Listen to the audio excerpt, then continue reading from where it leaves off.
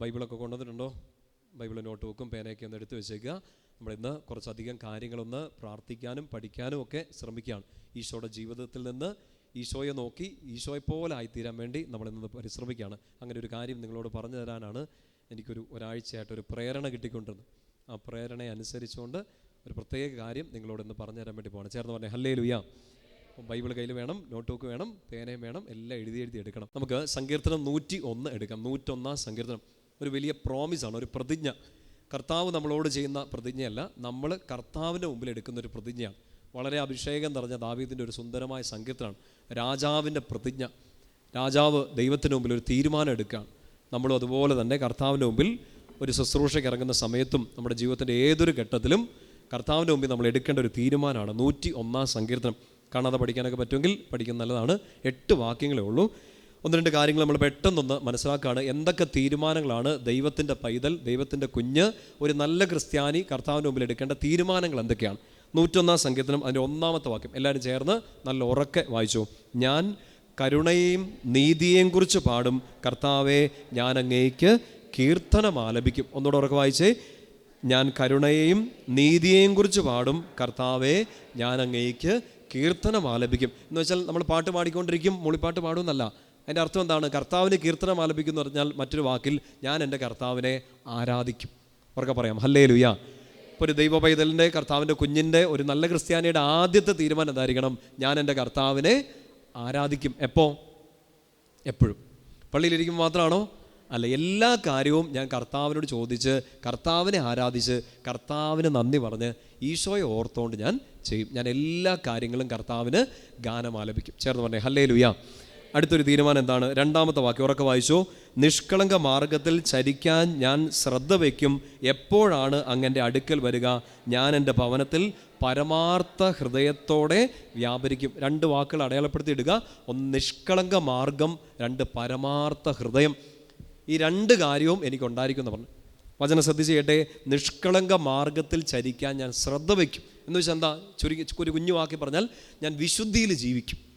നിഷ്കളങ്കത എന്ന് പറഞ്ഞാൽ നിങ്ങളെപ്പോലെയൊക്കെ ആയിത്തീരും. നിങ്ങൾ നിഷ്കളങ്കരാണല്ലോ? ആണോ? ആണ്. നിങ്ങൾ നല്ല വിശുദ്ധരാണ്.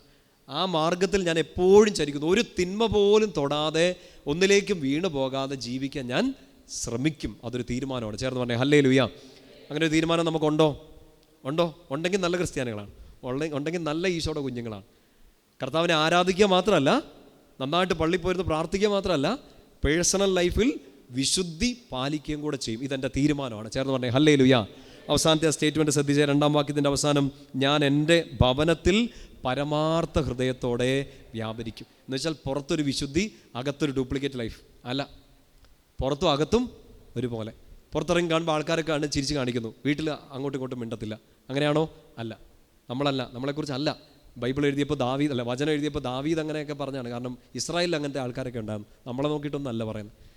നമ്മൾ പുറത്തും നിഷ്കളങ്കരാണ്, അകത്തും പരമാർത്ഥ ഹൃദയം ആണല്ലോ. ആണ്. ചേർന്ന് പറഞ്ഞേ ഹല്ലേലൂയ.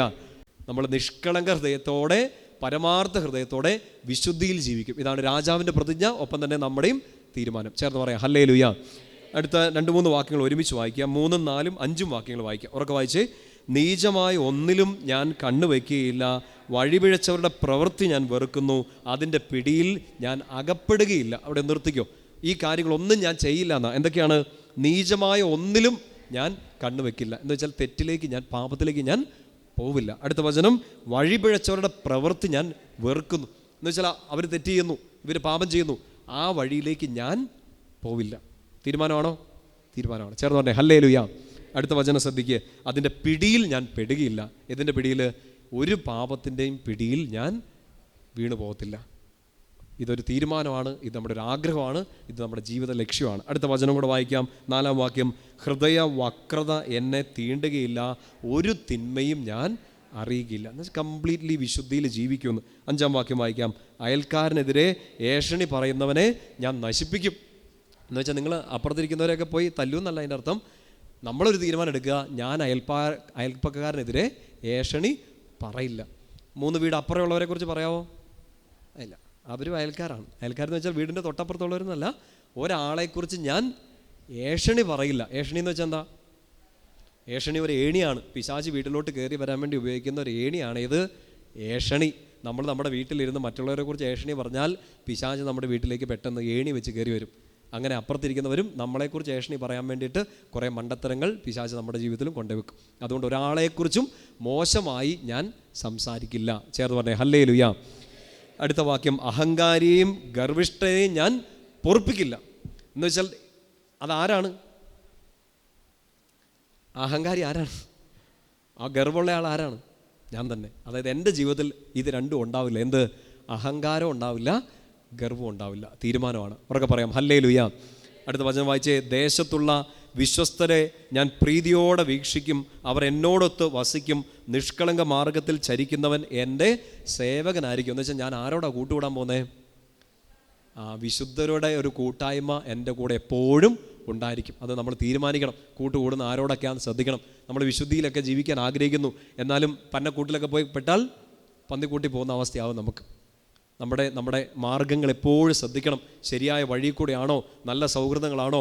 അതോ എന്നെ ഒരു പാപത്തിൽ നിന്ന് മറ്റൊരു പാപത്തിലേക്ക് നയിക്കുന്ന കൂട്ടുകെട്ടുകളാണോ എനിക്കുള്ളത്? ശ്രദ്ധയോടെ ജീവിച്ചാൽ പോലും വീണു പോകുന്നൊരു കാലമാണ്. അതുകൊണ്ട് ആർക്ക് കൈ കൊടുക്കുന്നുണ്ടെന്ന് നമ്മൾ കൃത്യമായി ശ്രദ്ധിക്കണം. ആരോട് കൂട്ടുകൂടണം? വിശുദ്ധരോട്. പാപികളെ വെറുക്കണം എന്നാണോ? അല്ല, പാപത്തെ വെറുക്കണം. ഈശോയെപ്പോലെ പാപത്തെ വെറുക്കണം. പാപികൾക്ക് വേണ്ടി പ്രാർത്ഥിക്കണം.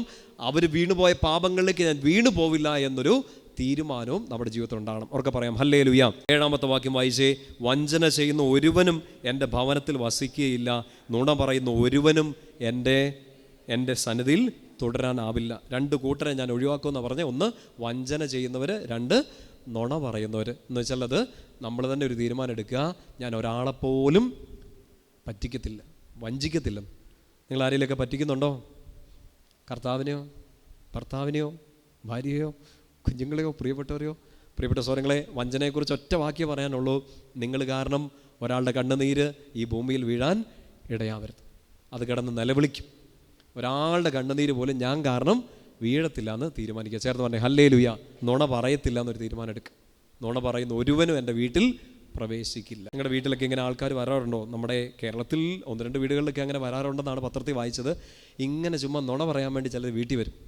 നിങ്ങളെങ്ങോട്ടും പോകാനായിരിക്കും, എന്നാലും നിങ്ങളുടെ വീട്ടിൽ വന്നിട്ട് അറിഞ്ഞായിരുന്നോ എന്നൊക്കെ ചോദിച്ചുകൊണ്ടൊക്കെ ആൾക്കാർ വരും. അപ്പുറത്തെ വീട്ടിലെ കുറ്റം, ഇപ്പുറത്തെ വീട്ടിലെ കുറ്റം. നമുക്കറിയത്തില്ല ഇത് സത്യമാണോ നുണയാണോ എന്ന് ഒരു പിടിയില്ല. എന്നാലും വന്ന് മൂന്നാമതൊരാളെക്കുറിച്ച് ഇങ്ങനെ നമ്മുടെ അടുത്ത് വന്ന് നുണ പറയും. അങ്ങനെ ഒരാളെ വീട്ടിൽ കയറ്റാതിരിക്കുകയാണെങ്കിൽ അത്ര അനുഗ്രഹമായിരിക്കും. Hello, ചേർന്നുണ്ടേ hallelujah.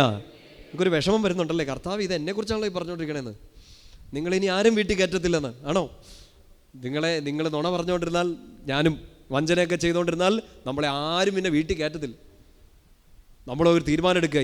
എൻ്റെ ഭവനത്തിൽ അശുദ്ധമായതൊന്നും ഉണ്ടാകരുത്, വഞ്ചന ഉണ്ടാവരുത്, ഏഷണി, ഗർവ്, അഹങ്കാരം, നുണ ഒന്നും എൻ്റെ കുടുംബത്തിൽ ഉണ്ടാവരുന്നൊരു തീരുമാനം എടുക്കുക. കുടുംബാംഗങ്ങൾ ഒരുമിച്ച് തീരുമാനം എടുക്കുക.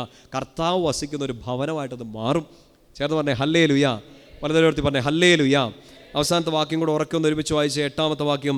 ദേശത്തെ ദുഷ്കർമ്മികളെ പ്രഭാതം തോറും ഞാൻ നിഗ്രഹിക്കും, കർത്താവിൻ്റെ നഗരത്തിൽ നിന്ന് അധർമ്മികളെ ഞാൻ നിർമ്മാർജ്ജനം ചെയ്യും. എന്ന് വെച്ചാൽ രാവിലെ എഴുന്നേറ്റിട്ട് കമ്പും കോടാലിയായിട്ട് ആൾക്കാരെ പോയി വെട്ടിക്കൊല്ലും എന്നല്ല, പ്രഭാതത്തിൽ തന്നെ ഞാൻ തിന്മയെ നിഗ്രഹിക്കും. എന്ന് വെച്ചാൽ എന്നാ ചെയ്യേണ്ടതെന്ന് വെച്ചോ, ആദ്യം രാവിലെ തന്നെ പ്രാർത്ഥിച്ചുകൊണ്ട് ജീവിതം ആരംഭിക്കുക. നമ്മുടെ വീട്ടിലോ നമ്മുടെ ജീവിതത്തിലോ ചുറ്റുമൊക്കെ ഒരുപാട് അധർമ്മം, സങ്കടങ്ങൾ, പാപങ്ങളൊക്കെ നടക്കുന്നുണ്ടാകും. ദൈവവൈദ്യൽ രാവിലെ എഴുന്നേറ്റിട്ട് ആ അധർമ്മത്തെയൊക്കെ നിഗ്രഹിക്കണം. അധർമ്മത്തെ നിഗ്രഹിക്കാൻ നിങ്ങളുടെ കയ്യിൽ ആത്മീയ ആയുധങ്ങളുണ്ട്. വചനം ഉപയോഗിച്ച് ബലിയർപ്പിച്ച് പ്രാർത്ഥിക്കണം. കർത്താവേ, ഇവിടെ നടക്കുന്ന എല്ലാ അശുദ്ധിയും, അതെൻ്റെ ജീവിതത്തിലാവട്ടെ, എൻ്റെ കുടുംബത്തിലാവട്ടെ, ഞാൻ ജോലി ചെയ്യുന്ന ഇടങ്ങളിലാവട്ടെ, സമൂഹത്തിലാവട്ടെ, ഇതിനെല്ലാം നിർമ്മാർജ്ജനം ചെയ്യാൻ ഞാനിതാ ആയുധമെടുത്തിറങ്ങുന്നു. എന്തായുധം? പ്രാർത്ഥന എന്ന സർവശക്തമായൊരു ആയുധം. വചനമാകുന്ന വാളെടുക്കുക. ആ തിന്മയെ പ്രഭാതത്തിൽ തന്നെ നിർമ്മാർജ്ജനം ചെയ്യുക. ചേർന്ന് പറഞ്ഞേ ഹല്ലേലൂയ. അതാണ് രാജാവിൻ്റെ പ്രതിജ്ഞ. നമ്മൾ മുമ്പേ പറഞ്ഞ പോലെ ദൈവത്തിൻ്റെ ഒരു കുഞ്ഞ്, ഒരു നല്ല ക്രിസ്ത്യാനിയുടെ തീരുമാനം ഇതായിരിക്കണം. ഞാൻ കർത്താവിനെ ആരാധിക്കും, വിശുദ്ധിയിൽ ജീവിക്കും, തിന്മയ്ക്കെതിരെ ഞാൻ പ്രാർത്ഥന കൊണ്ട് പടവെട്ടും. നല്ല നല്ല ആത്മീയ മനുഷ്യരുടെ ജീവിതത്തിൻ്റെ അടയാളങ്ങളാണ് ഈ പറഞ്ഞതൊക്കെ. നമുക്ക് വിശുദ്ധിയിൽ ജീവിക്കുകയും ആരാധിക്കുകയൊക്കെ ചെയ്യണം. എന്ന് വെച്ചാൽ ഒറ്റ വാക്കി പറഞ്ഞാൽ നമ്മൾ ആരെപ്പോലെ ആയിത്തീരണം? ഈശോയെപ്പോലെ ആയിത്തീരണം. എന്താണ് ക്രിസ്തീയ ജീവിതത്തിൻ്റെ ലക്ഷ്യം? എന്താണ് ക്രിസ്തീയ ജീവിതത്തിൻ്റെ ലക്ഷ്യം? ഈശോയെപ്പോലെ ആയിത്തീരുക. അതിൻ്റെ താഴോട്ട് ഒരിക്കലും പോകാൻ പറ്റില്ല.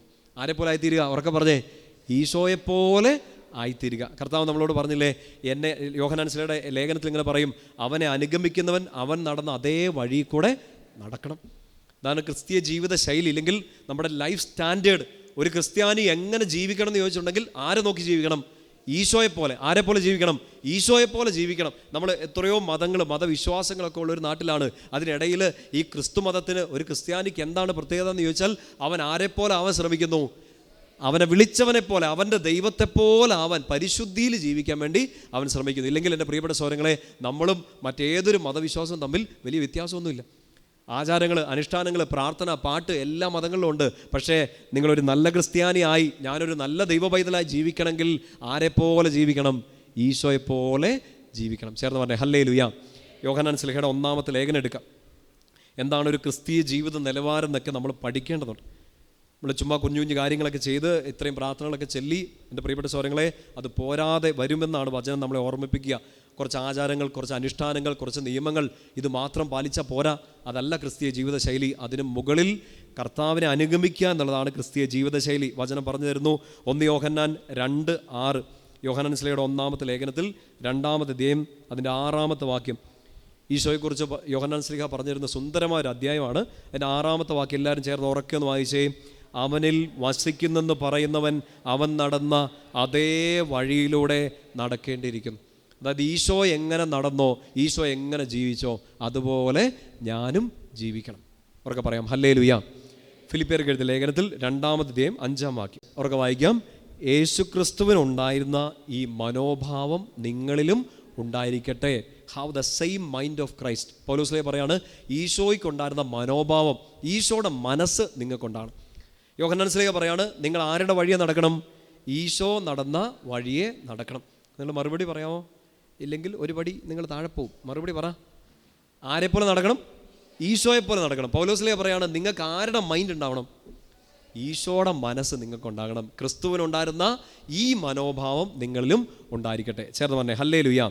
ഇനി യോഹന്നാൻ സ്ലീഹയുടെ സുവിശേഷം എടുക്കാം. യോഹന്നാൻ 14 അതിൻ്റെ 12-ാമത്തെ വാക്യം. യോഹന്നാൻ 14:12. ഈശോ തന്നെ പറയുന്നൊരു കാര്യമാണ്. ജോൺ 14:12. യോഹന്നാൻ 14:12 ഉറക്കെ വായിക്കാം. സത്യം സത്യമായി ഞാൻ നിങ്ങളോട് പറയുന്നു, എന്നിൽ വിശ്വസിക്കുന്നവനും ഞാൻ ചെയ്യുന്ന പ്രവർത്തികൾ ചെയ്യും. ഈശോ പറയാണ്, നിങ്ങൾ ആരുടെ പ്രവൃത്തി ചെയ്യും? ഞാൻ ചെയ്യുന്ന എന്ന് വെച്ചാൽ ആര്? ഈശോ ചെയ്യുന്ന പ്രവൃത്തി. 3 വചനങ്ങളോടെ ഒന്ന് കണക്ട് ചെയ്തേ. നമ്മൾ ആരുടെ വഴിയെ നടക്കണം? ഈശോ നടന്ന വഴി. നമുക്ക് ആരുടെ മനസ്സുണ്ടാകണം? ഈശോയുടെ മനസ്സുണ്ടാകണം. നമ്മൾ ആര് ചെയ്ത പ്രവൃത്തികൾ ചെയ്യണം? ഈശോ ചെയ്ത പ്രവൃത്തികൾ ആവണം. എന്ന് വെച്ചാൽ നമ്മളെ കണ്ടാൽ ആരെപ്പോലെ ആവണം? ഈശോയെ പോലെ. കിട്ടുന്നുണ്ടോ? നമ്മുടെ പ്രവൃത്തി, നമ്മുടെ വഴി, നമ്മുടെ മനസ്സ് ആരെപ്പോലെ? ഈശോയെ പോലെ. ഇതാണ് ക്രിസ്തീയ ജീവിത സ്റ്റാൻഡേർഡ്. നമ്മുടെ ഒരു സ്റ്റാൻഡേർഡ് ഓഫ് ലൈഫ് ഇതാണ്.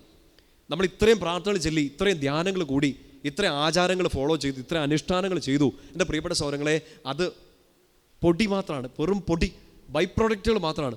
ക്രിസ്ത്യാനി ആയിരിക്കുന്നുണ്ടെങ്കിൽ അവൻ്റെ വഴിയെ നടക്കണം, അവനെപ്പോലെ ചിന്തിക്കണം, അവനെപ്പോലെ പ്രവർത്തിക്കണം. ആമേൻ. പറഞ്ഞേ ഹല്ലേലൂയ. നമുക്ക് അങ്ങനെയൊക്കെ പറ്റുന്നുണ്ടോ? 101-ാം സങ്കീർത്തനമൊക്കെ നമ്മളെ വെല്ലുവിളിക്കണം. നമ്മുടെ പ്രതിജ്ഞ അതാണ്, നമ്മുടെ തീരുമാനം, നമ്മുടെ ആഗ്രഹം ഇതാണ്. ഇതാ വചനത്തിലൂടെ അപ്പസ്തോലന്മാരും ഈശോയും തന്നെ പറയുന്നു, ആരെ ഫോളോ ചെയ്യണം? ഈശോ ചെയ്ത പോലെ, ചിന്തിച്ചതുപോലെ, ഈശോ നടന്നതുപോലെ നടക്കണം. ഇപ്പം അങ്ങനെയുള്ളവരെന്ന് കയർത്താവോ? ഞാൻ കൈ കെട്ടി നിൽക്കാം. എന്നാലും കുറച്ചൊക്കെ നമ്മൾ ഈശോയെ ഫോളോ ചെയ്യുന്നവരാണെന്ന് തോന്നുന്നല്ലേ? കുറേയൊക്കെ നമ്മളതൊക്കെ കുറച്ച് അബദ്ധങ്ങളൊക്കെ പറ്റുന്നുണ്ടെങ്കിലും അതൊക്കെ ഒന്ന് തിരുത്തി കുമ്പസാരിച്ച് ഈശോയോട് ഇങ്ങനെ കൃപയ്ക്ക് വേണ്ടിയൊക്കെ ചോദിച്ച് വിശുദ്ധിയിൽ ജീവിക്കുന്നുണ്ട്. നാട്ടുകാർക്ക് ശരിക്കും നിങ്ങളെക്കുറിച്ചുള്ള അഭിപ്രായം എന്താണ്? നിങ്ങൾക്ക് എന്തായാലും കൈപൊക്കാൻ മടിയുണ്ട്.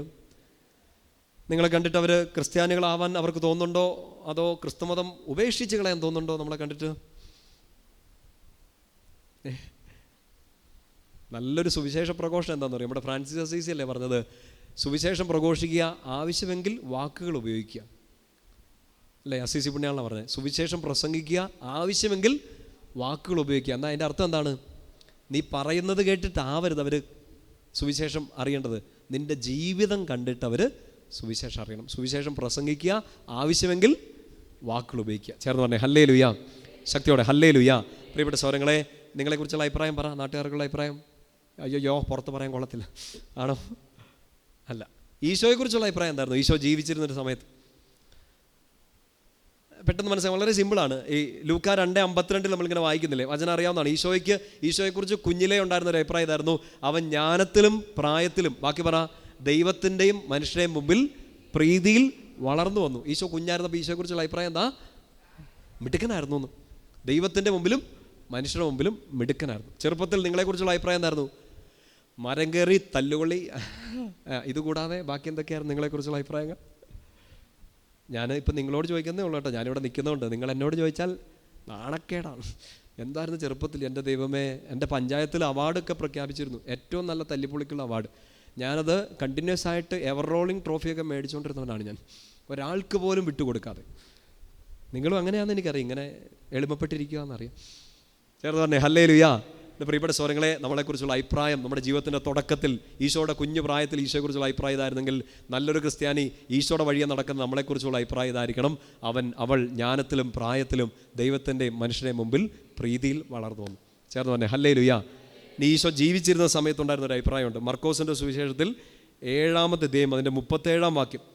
ഈശോയുടെ യൗവനത്തിൽ, ഈശോയുടെ പരസ്യജീവിത സമയത്തൊക്കെ ഈശോയെക്കുറിച്ച് നാട്ടുകാർ പറഞ്ഞൊരു അഭിപ്രായമാണ്.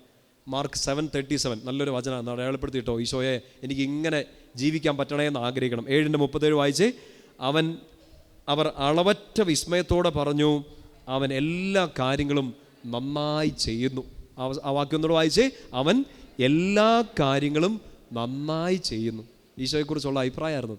പറ, നിങ്ങളെക്കുറിച്ച്, എന്നെക്കുറിച്ചുള്ള അഭിപ്രായം എന്താണാവോ?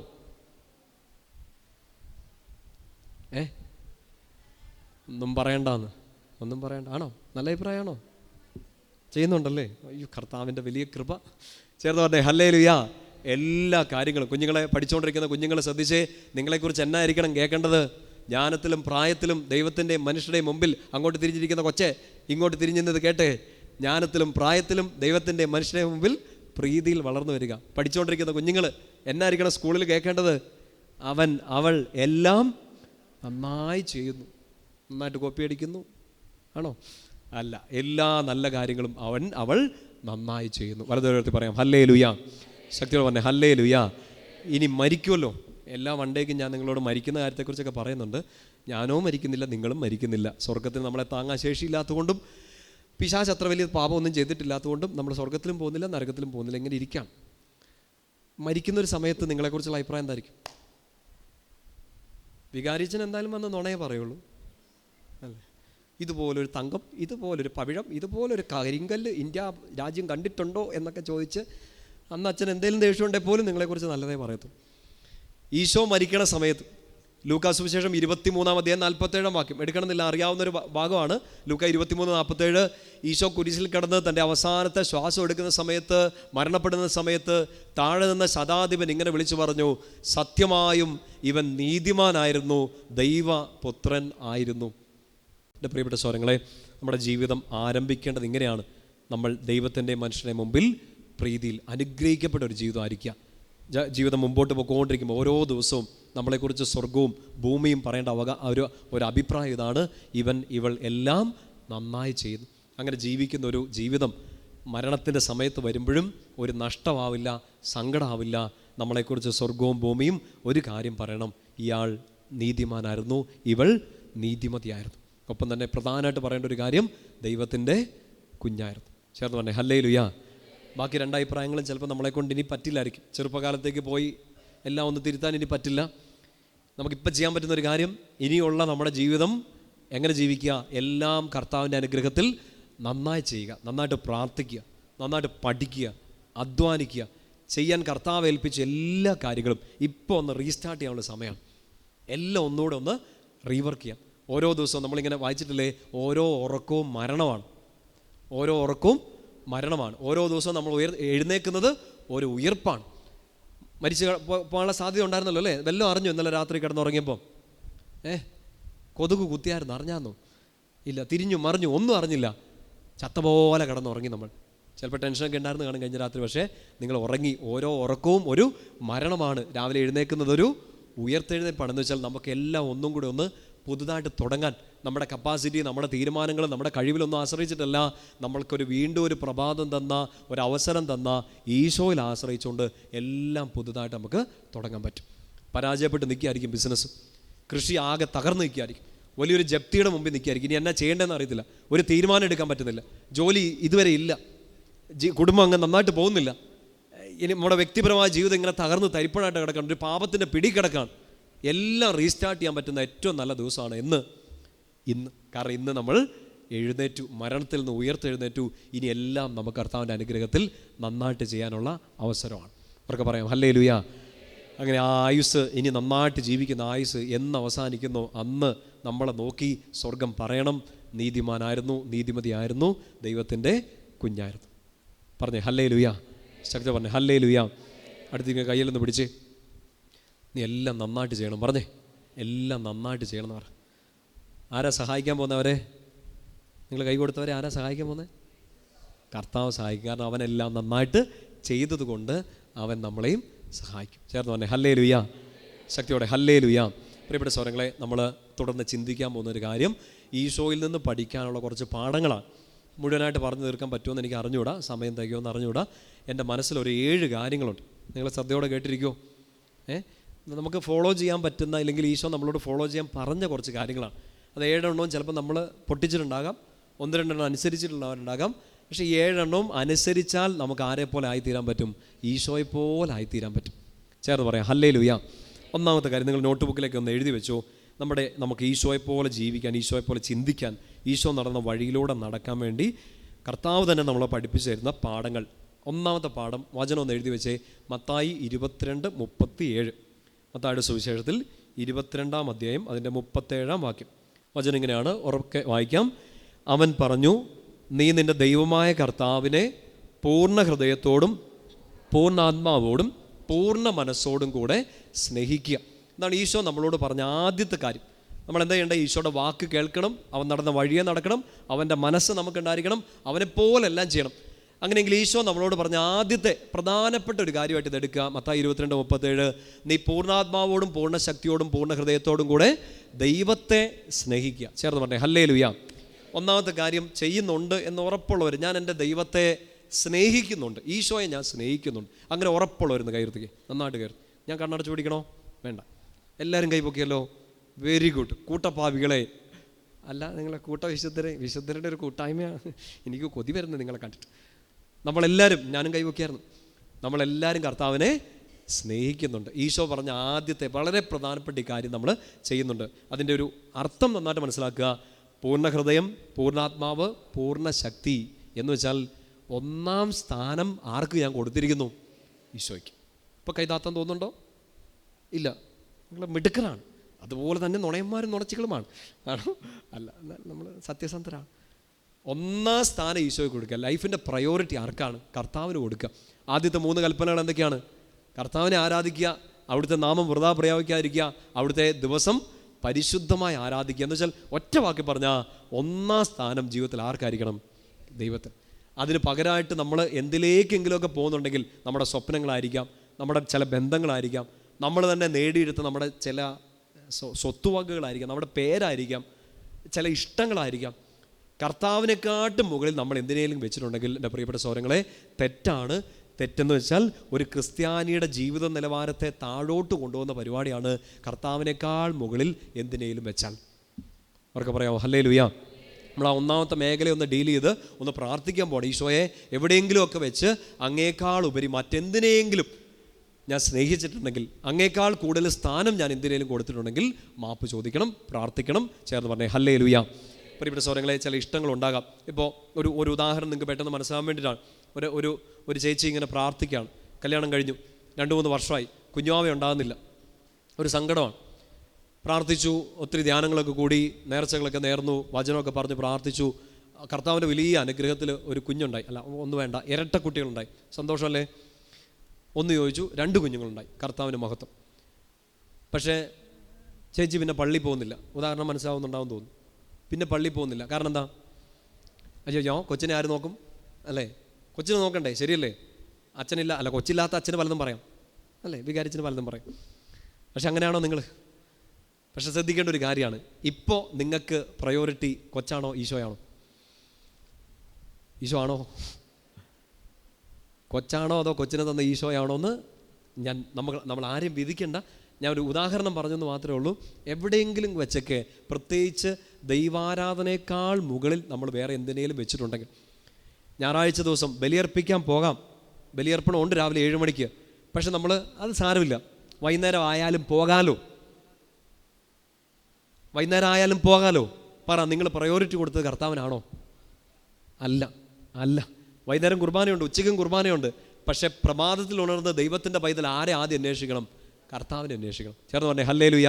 പ്രിയപ്പെട്ട സഹോദരങ്ങളെ, ഞാൻ ഒരു 3 വർഷത്തോളം അധികം തോന്നുന്നത് എൻ്റെ ഒരു സീനിയറായ ഒരു അച്ഛൻ, ഒരു സൗഹൃദം, ഒത്തിരി ഒരു ആത്മീയ മേഖലയിൽ എന്നെ ഒരുപാട് വെളിച്ചം തന്ന വൈദികരിൽ ഒരാൾ എന്നോട് പറഞ്ഞു തന്നൊരു കാര്യമാണ്. നമുക്ക് ഞാൻ ചില സമയത്ത് ഒറ്റയ്ക്ക് കുർബാന എല്ലാറുണ്ട്, ധ്യാനങ്ങളൊക്കെ നടക്കുന്ന സമയത്ത്, ഇല്ലെങ്കിൽ യാത്രകൾ മറ്റ് സ്ഥലങ്ങളിലേക്കൊക്കെ ധ്യാനങ്ങൾക്കൊക്കെ പോകുമ്പോഴത്തേനും നമ്മുടെ ടൈം ടേബിൾ തെറ്റും അല്ലേ. രാവിലെ എല്ലാ ദിവസവും 6:30 ഈ ദിവസങ്ങളിൽ കുർബാന അർപ്പിക്കാൻ പറ്റാത്ത ദിവസങ്ങൾ എനിക്ക് വന്നിട്ടുണ്ട് കുറേ നാളുകൾക്ക് മുമ്പ്. ആ അച്ഛൻ എന്നോട് പറഞ്ഞു തന്നൊരു കാര്യം ഇതാണ്: മോനെ, നീ ഒരു വൈദികനാണ്, വൈദികൻ്റെ ആദ്യത്തെ ഡ്യൂട്ടി എന്താണ്? ആരാധിക്കുക. ആരെ ആരാധിക്കുക? കർത്താവിനെ ആരാധിക്കുക. എങ്ങനെ? ബലിയർപ്പിക്കുക. അങ്ങനെയെങ്കിൽ ആ പുരോഹിതൻ ആ പരിശുദ്ധ കുർബാന പിന്നെ എപ്പോഴേലും ചെല്ലാം, വൈകിട്ട് ചെല്ലാം. ചെല്ലുന്നത് തെറ്റുണ്ടെന്നല്ല പറയണത്. വികാരിയച്ഛന് വൈകുന്നേരം ചെല്ലാം, എനിക്ക് വൈകുന്നേരം ചെല്ലാം. പക്ഷേ അച്ഛനൊരു തീരുമാനം പറഞ്ഞു, ഒറ്റയ്ക്ക് കുർബാന ചെല്ലും. എടുത്തു പറഞ്ഞാൽ പേഴ്സണൽ കുർബാന ചെല്ലുമ്പോൾ ആദ്യം തന്നെ രാവിലെ എഴുന്നേറ്റ് ആദ്യം തന്നെ ബലിയർപ്പിക്കും. കാരണം ഇന്ന് എന്തൊക്കെയോ തിരക്കുണ്ടെന്ന് എനിക്കറിയാം, ഇന്ന് എനിക്ക് സമയത്തെത്താൻ പറ്റില്ലെന്ന് അറിയാം. എല്ലാം കഴിഞ്ഞ് അവസാനം കൊടുക്കേണ്ടതല്ല കർത്താവിനുള്ള ആരാധന, എല്ലാം ആരംഭിക്കുന്നതിന് മുമ്പ് കൊടുക്കേണ്ടതാണ് ആരാധന. ചേർത്ത് പറഞ്ഞേ ഹല്ലേലൂയ. എനിക്കൊന്ന് കഴിഞ്ഞൊരു 4 വർഷമായിട്ട് ജീവിതത്തിൽ അത് തെറ്റിയിട്ടില്ലെന്നാണ് എൻ്റെ ഓർമ്മ, തെറ്റിയിട്ടില്ലെന്നാണ്. ഞാനിപ്പോൾ നിങ്ങളോട്, ദൈവജനത്തോട് കോമൺ ആയിട്ട് പറയാനുള്ള ആഗ്രഹം അതാണ്: നിങ്ങൾ പ്രത്യേകിച്ച് ഞായറാഴ്ച പരിശുദ്ധ കുർബാന ആചരണം പരമാവധി രാവിലെ തന്നെ പോയി ബലിയർപ്പിക്കുക. നിങ്ങളുടെ ടൈം ടേബിൾ എനിക്കറിയില്ല, നിങ്ങളുടെ സിസ്റ്റം എനിക്കറിയില്ല, പക്ഷേ ഇതൊന്ന് തീരുമാനിക്കുക, എനിക്ക് കർത്താവിനെ ആരാധിച്ചതിന് ശേഷം മാത്രം മതി ബാക്കി എന്ത് കാര്യങ്ങളും. ചേർത്ത് പറഞ്ഞേ ഹല്ലേലൂയ. ഇതാണ് ക്രിസ്തീയ ജീവിതശൈലിയുടെ ആദ്യത്തെ സ്റ്റാൻഡേർഡ്. 1ാം സ്ഥാനം ആർക്ക്? ഈശോയ്ക്ക്. പ്രത്യേകിച്ച് ഞായറാഴ്ചകൾ നിങ്ങൾ ശ്രദ്ധിക്കണേ. നമുക്ക് ആരാധന പ്രാർത്ഥനയൊക്കെ നീട്ടിവെച്ച്, പ്രാർത്ഥനയ്ക്ക് വേണ്ടി മാറ്റിവെച്ച്, ആരാധിക്കാൻ വേണ്ടി മാറ്റിവെച്ചൊരു ദിവസം, ആ ദിവസം നമ്മൾ ഒഴിവാക്കാൻ പറ്റുന്നതെല്ലാം ഒഴിവാക്കി കർത്താവിൻ്റെ കൂടെ ഇരിക്കുക. അതൊരു വലിയ കാര്യമായിരിക്കും. എൻ്റെ പൂർണ്ണ ഹൃദയത്തോടെ, പൂർണ്ണാത്മാവോടെ, പൂർണ്ണശക്തിയോടെ ഞാൻ എൻ്റെ ഈശോയെ സ്നേഹിക്കുന്നുണ്ടെന്ന് തെളിവ് സഹിതം കാണിച്ചു കൊടുക്കാൻ പറ്റുന്ന ഒരു ദിവസമാണ് ക്രിസ്ത്യാനിക്ക്. ഏത് ദിവസം? ആഴ്ചയിലെ ഈ പ്രധാനപ്പെട്ട കർത്താവിനെ ആരാധിക്കാൻ വേണ്ടി മാറ്റിവെച്ച ദിവസം. ഒന്നും അതിൻ്റെ മുമ്പിൽ നിൽക്കരുത്. കർത്താവിൻ്റെ ആരാധന കഴിഞ്ഞിട്ടേ ബാക്കി എന്തും ഉണ്ടാകുള്ളൂ. ഒരു തീരുമാനമായിട്ട് അത് എടുക്കാവോ? പലതരം നെഞ്ചോട് ചേർത്ത് പിടിച്ച് കണ്ണുകളൊന്ന് അടച്ച് പെട്ടെന്നൊന്ന് പ്രാർത്ഥിക്കുക. ഈശോയെ, എവിടെയെങ്കിലും വെച്ചൊക്കെ അങ്ങയുടെ ആരാധന ഞാൻ മുടക്കിയിട്ടുണ്ടെങ്കിൽ, അങ്ങേക്കാൾ ഉപരി മറ്റെന്തിനേലുമൊക്കെ സ്ഥാനം ഞാൻ കൊടുത്തിട്ടുണ്ടെങ്കിൽ, അങ്ങേക്കാൾ ഉപരി വില ഞാൻ മറ്റാർക്കെങ്കിലും എന്തിനെങ്കിലും കൊടുത്തിട്ടുണ്ടെങ്കിൽ, പ്രാർത്ഥനാ ജീവിതം ഇല്ലാതെ, വചനവായനയൊന്നും ഇല്ലാതെ, ബലിയർപ്പണമൊന്നും ഇല്ലാതെ ഞാൻ നടന്നു പോയിട്ടുണ്ടെങ്കിൽ, എപ്പോഴെങ്കിലും പരിശുദ്ധ കുർബാനയ്ക്ക് പ്രാധാന്യം കൊടുക്കാതെ ജീവിച്ചിട്ടുണ്ടെങ്കിൽ, എന്നോട് മാപ്പ് തരണമേ, എനിക്ക് കൃപ ചൊരിയണമേ. എൻ്റെ കുടുംബാംഗങ്ങളിൽ ആരെങ്കിലും ദൈവാരാധനയിൽ നിന്ന് മാറി നിൽക്കുന്നുണ്ടെങ്കിൽ, കർത്താവേ, അതിനുകൂടി ഞാൻ മാപ്പ് ചോദിക്കുന്നു. അനുഗ്രഹിക്കണമേ, ഞങ്ങളുടെ ജീവിതത്തിലേക്ക് അങ്ങ് ഇടപെടണമേ. ആമേൻ. പറഞ്ഞേ ഹല്ലേലൂയ, ശക്തിയോടെ ഹല്ലേലൂയ. 1ാമത്തെ കാര്യം ക്ലിയർ ആണോ? നിങ്ങൾ ആരെ സ്നേഹിക്കണം? കർത്താവിനെ സ്നേഹിക്കണം. 2ാമത്തെ കാര്യം പെട്ടെന്ന് എഴുതിയെടുത്തോ. യോഹന്നാൻ്റെ സുവിശേഷത്തിൽ 13-ാം അധ്യായം 34-35 വാക്യങ്ങൾ വചനം എടുക്കാം. ഉറക്കെ വായിച്ചേ. ഞാൻ പുതിയൊരു കൽപ്പന നിങ്ങൾക്ക് നൽകുന്നു. ഓക്കെ, നിങ്ങൾക്ക് വായിക്കാനുള്ള അനുവാദം ഞാൻ തന്നിരിക്കുന്നു. ഉറക്കെ വായിക്കൂ. 34-35. ഞാൻ പുതിയൊരു കൽപ്പന നിങ്ങൾക്ക് നൽകുന്നു, നിങ്ങൾ പരസ്പരം സ്നേഹിക്കുവിൻ. ഞാൻ നിങ്ങളെ സ്നേഹിച്ചതുപോലെ നിങ്ങളും പരസ്പരം സ്നേഹിക്കുവിൻ. നിങ്ങൾക്ക് പരസ്പരം സ്നേഹമുണ്ടെങ്കിൽ നിങ്ങൾ എൻ്റെ ശിഷ്യന്മാരാണെന്ന് അതുമൂലം എല്ലാവരും അറിയും. നിങ്ങൾ ഈശോയുടെ ശിഷ്യരാണ്, നിങ്ങൾ ക്രിസ്ത്യാനികളാണ്, ദൈവപൈതലിനാണ്, കർത്താവിനെ ആരാധിക്കുന്ന വിശുദ്ധ ജനമാണെന്നുള്ളതിൻ്റെ 1ാമത്തെ തെളിവ് ഈശോ തന്നെ പറയാണ്. നിങ്ങൾ ആരെ സ്നേഹിക്കണം? ചുറ്റുമുള്ളവരെ സ്നേഹിക്കണം. എങ്ങനെ സ്നേഹിക്കണം? ഞാൻ നിങ്ങളെ സ്നേഹിച്ചതുപോലെ നിങ്ങളും പരസ്പരം സ്നേഹിക്കണം. എന്ന് വെച്ചാൽ പിണങ്ങിയൊന്നും ഇരിക്കരുത്. പള്ളിയിൽ ഹല്ലേലൂയയാണ്, അപ്പുറത്തിരിക്കുന്നവരോട് മിണ്ടാൻ പറയുമ്പോൾ ഹല്ലേലൂയ വയ്യാന്ന് പറയും, മിണ്ടത്തില്ല. ഭയങ്കര പ്രാർത്ഥനയാണ്, പക്ഷേ വീട്ടിൽ ഗർവും കുത്തുവാണ്, വഴക്കാണ്, പരസ്പരം മിണ്ടത്തില്ല, ബന്ധുക്കളോട് മിണ്ടത്തില്ല, സഹോദരങ്ങളോട് പിണങ്ങിയിരിക്കുകയാണ്. പക്ഷേ ആരാധന ഭയങ്കര സൂപ്പറായിട്ട് നടന്നുകൊണ്ടിരിക്കുന്നു. അത് നല്ലതാണോ? അത് ഈശോ ആഗ്രഹിക്കുന്ന കാര്യമാണോ? അല്ല. പൂർണ്ണ ഹൃദയത്തോടെ ദൈവത്തെ സ്നേഹിച്ചാൽ മാത്രം പോരാ. ആ ദൈവം പറഞ്ഞ കാര്യം ഇതാണ്: ഇതാ ഒരു പുതിയ കൽപ്പന, ഞാൻ നിങ്ങളെ സ്നേഹിച്ചതുപോലെ നിങ്ങളും പരസ്പരം സ്നേഹിക്കുക. എൻ്റെ പ്രിയപ്പെട്ട സ്വരങ്ങളെ, ഇതൊന്ന് മനസ്സിലേക്ക് എടുത്ത് ഇച്ചിരി വിഷമിച്ചാലും കുഴപ്പമൊന്നുമില്ല. മനുഷ്യരോട് പിണങ്ങി നിന്നുകൊണ്ട് ദൈവാരാധന നടക്കത്തില്ല, അത് ഡ്യൂപ്ലിക്കേറ്റ് ആയിരിക്കും. ഈശോ തന്നെ പറഞ്ഞില്ലേ, നിന്നോട് ആർക്കെങ്കിലും പ്രശ്നമുണ്ടെന്ന് തോന്നിയാൽ പോലും വേണമെങ്കിൽ അവിടെ നിർത്തിയിട്ട് പോയി രമ്യതപ്പെട്ടിട്ട് തിരിച്ചു വാ. എന്ന് വെച്ചാൽ പിണങ്ങി ഇരുന്നുകൊണ്ട് ആരാധിക്കാൻ പറ്റത്തില്ലെന്ന്. നമ്മൾ വിചാരിക്കണം നമ്മൾ ഈശോയെ ഭയങ്കരമായിട്ട് സ്നേഹിക്കുന്നു, കർത്താവിന് ഒന്നാം സ്ഥാനം കൊടുത്തേക്കാണ്. ബൈബിൾ തിരിച്ചും മറിച്ചുമൊക്കെ വായിച്ചിട്ടുണ്ട്, 1000 തവണ എഴുതിയിട്ടുണ്ട്, കൂടാവുന്ന എല്ലാ ധ്യാനങ്ങളും കൂടുന്നുണ്ട്, എല്ലാ ശുശ്രൂഷയിലും പങ്കെടുക്കുന്നുണ്ട്, ലീഡർഷിപ്പ് റോളുകളിൽ നിൽക്കുകയാണ്, വചന ശുശ്രൂഷ നയിക്കുന്നുണ്ട്, പ്രാർത്ഥനാ ഗ്രൂപ്പുകൾക്ക് നേതൃത്വം കൊടുക്കുകയാണ്. പക്ഷേ പിണങ്ങിയിരിക്കുകയാണ് ആൾക്കാരോട്. ശരിയാണോ? തെറ്റാണ്. ഒരു വലിയ തെറ്റിലാണ് നമ്മൾ നിൽക്കുന്നത്. അതുകൊണ്ട് ആരാധനയും പിണക്കവും രണ്ടും ഒരുമിച്ച് പോകത്തില്ല. ആരാധനയും സ്നേഹവും ഒരുമിച്ച് പോകും. ദൈവത്തെ ആരാധിക്കുന്നവൻ മനുഷ്യനെ സ്നേഹിക്കുകയും ചെയ്യണം. ഒരാളോട് പോലും ജീവിതത്തിൽ പിണങ്ങിയിരിക്കരുതെന്ന് ചേർന്ന് പറഞ്ഞേ ഹല്ലേലൂയ. ശക്തി പറഞ്ഞേ ഹല്ലേലൂയ. ഇപ്പം നമ്മൾ നമുക്ക് ചിലപ്പോൾ തോന്നണം, എനിക്ക് നന്നായിട്ട് പ്രാർത്ഥിക്കാൻ പറ്റുന്നുണ്ടല്ലോ, എനിക്ക് ഇപ്പോഴും ബൈബിൾ പഠിക്കാൻ പറ്റുന്നുണ്ടല്ലോ, വായിക്കാൻ പറ്റുന്നുണ്ടല്ലോ, എനിക്ക് കുമ്പസാരിക്കാൻ പറ്റുന്നുണ്ട്, കുർബാനയൊക്കെ ഞാൻ അർപ്പിക്കുന്നുണ്ട്, ഞാൻ കർത്താവിൻ്റെ പ്രിയപ്പെട്ട കുഞ്ഞാണ് എന്നൊക്കെ ഒരു ചിന്ത വരും. പക്ഷേ എൻ്റെ പ്രിയപ്പെട്ട സഹോദരങ്ങളെ, ഈശോയുടെ നെഞ്ചോട് ചേർന്നിരുന്ന യോഹന്നാൻ സ്ലേഹ നമ്മളോട് പറയും, നിങ്ങൾ ഒരിക്കലും ദൈവത്തെ കാണാൻ പോകുന്നില്ലെന്ന്, നിങ്ങൾ ഒരിക്കലും ദൈവാനുഭവം ഉണ്ടാകാൻ പോകുന്നില്ല. നമ്മൾ ആഗ്രഹിക്കുന്നുണ്ട്, എനിക്ക് നല്ലൊരു ദൈവാനുഭവം വേണം, എനിക്ക് വിശുദ്ധിയിൽ ജീവിക്കണം, എനിക്ക് നല്ല പരിശുദ്ധിയിലൊക്കെ ആവണം, കർത്താവിൻ്റെ പ്രിയപ്പെട്ട കുഞ്ഞായിട്ട് നിൽക്കണം. തടസ്സമായിട്ട് നിൽക്കുന്ന ഒറ്റ കാര്യം എന്താണെന്നറിയോ? സ്വർഗത്തിലും പോകാൻ പറ്റില്ല, ഈ ഭൂമിയിലായിരിക്കുമ്പോഴും ദൈവസാന്നിധ്യം അറിയാൻ പറ്റില്ല, വിശുദ്ധി പറ്റില്ല, ആരാധിക്കാനും പറ്റില്ല. നിങ്ങൾ പരസ്പരം സ്നേഹിച്ചില്ലെങ്കിൽ ഇതൊന്നും നടക്കത്തില്ലെന്ന് യോഹന്നാൻ സ്ലേഹ കൃത്യമായിട്ട് എടുത്ത് പറയും. യോഹന്നാൻ്റെ 1-ാമത്തെ ലേഖനം എടുക്കാം, അതിൻ്റെ 4-ാമത്തെ അധ്യായം എടുക്കാമോ? 1 യോഹന്നാൻ 4. അത് മുഴുവനായിട്ട് അടയാളപ്പെടുത്തി ഇട്ടാലും നല്ലതാണ്. എല്ലാ ദിവസവും ഒക്കെ വായിച്ച്, കർത്താവേ ഇതെൻ്റെ ജീവിതത്തിലെ പേടിപ്പിക്കുന്നൊരു വചനമാണല്ലോ എന്നൊക്കെ പറഞ്ഞ് വായിക്കണം. നിങ്ങൾ ഇതൊക്കെയാണ് 100 തവണയൊക്കെ എഴുതി പ്രാർത്ഥിക്കേണ്ടതും 30 ദിവസമൊക്കെ പറഞ്ഞ് പ്രാർത്ഥിക്കേണ്ടതും ജീവിക്കേണ്ടതുമായ വചനങ്ങളൊക്കെയാണ്. 1 യോഹന്നാൻ 4 അതിൻ്റെ 7 മുതലുള്ള വാക്യങ്ങളാണ്.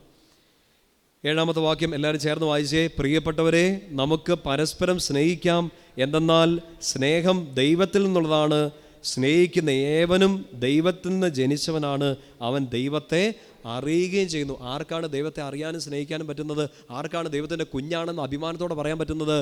സ്നേഹിക്കുന്നവർക്ക് മാത്രം. ആരെ?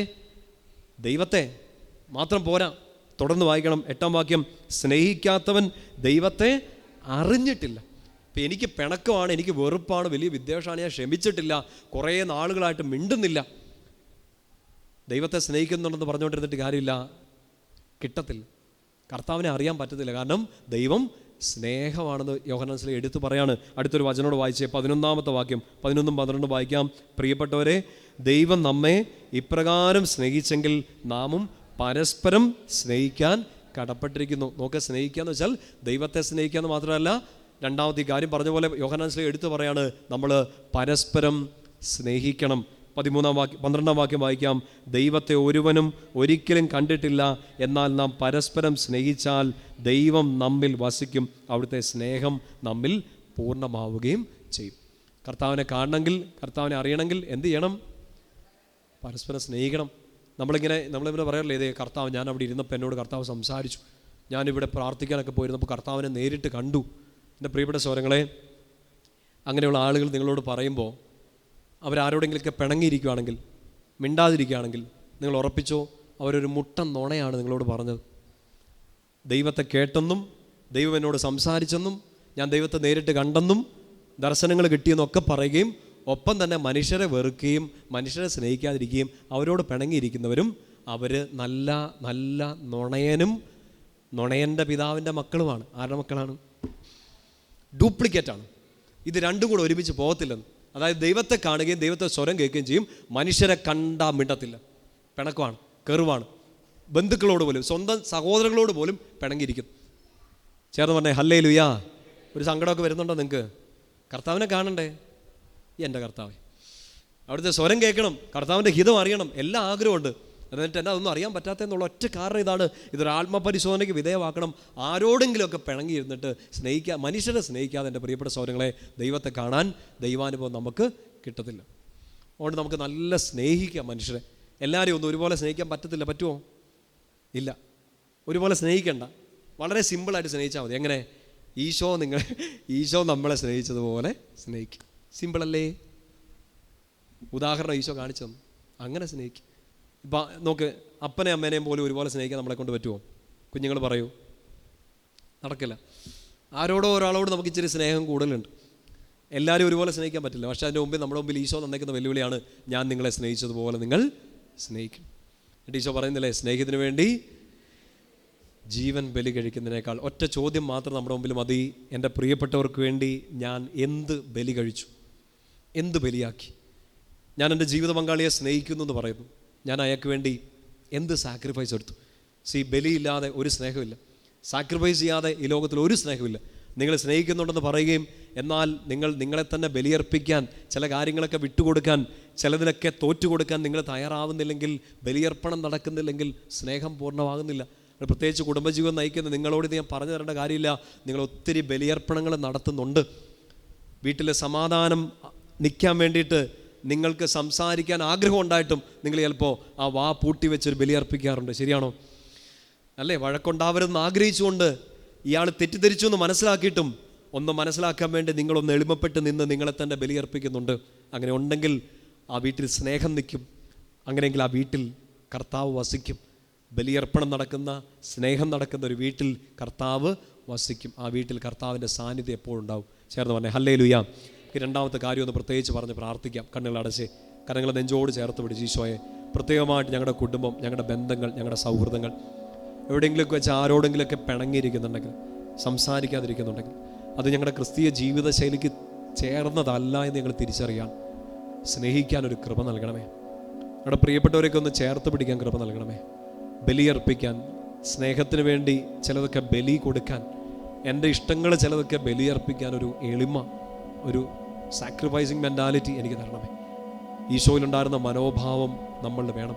കർത്താവേ, സ്നേഹത്തിന് വേണ്ടി ജീവൻ ബലിയർപ്പിക്കുന്നതിനേക്കാൾ വലിയ സ്നേഹമില്ലെന്ന് പറഞ്ഞ് അത് കാണിച്ചു തന്ന അങ്ങേപോലെ സ്നേഹത്തിന് വേണ്ടി ജീവിതം, ചില ഇഷ്ടങ്ങളൊക്കെ ബലിയർപ്പിക്കാനൊരു കൃപ നൽകണമേ.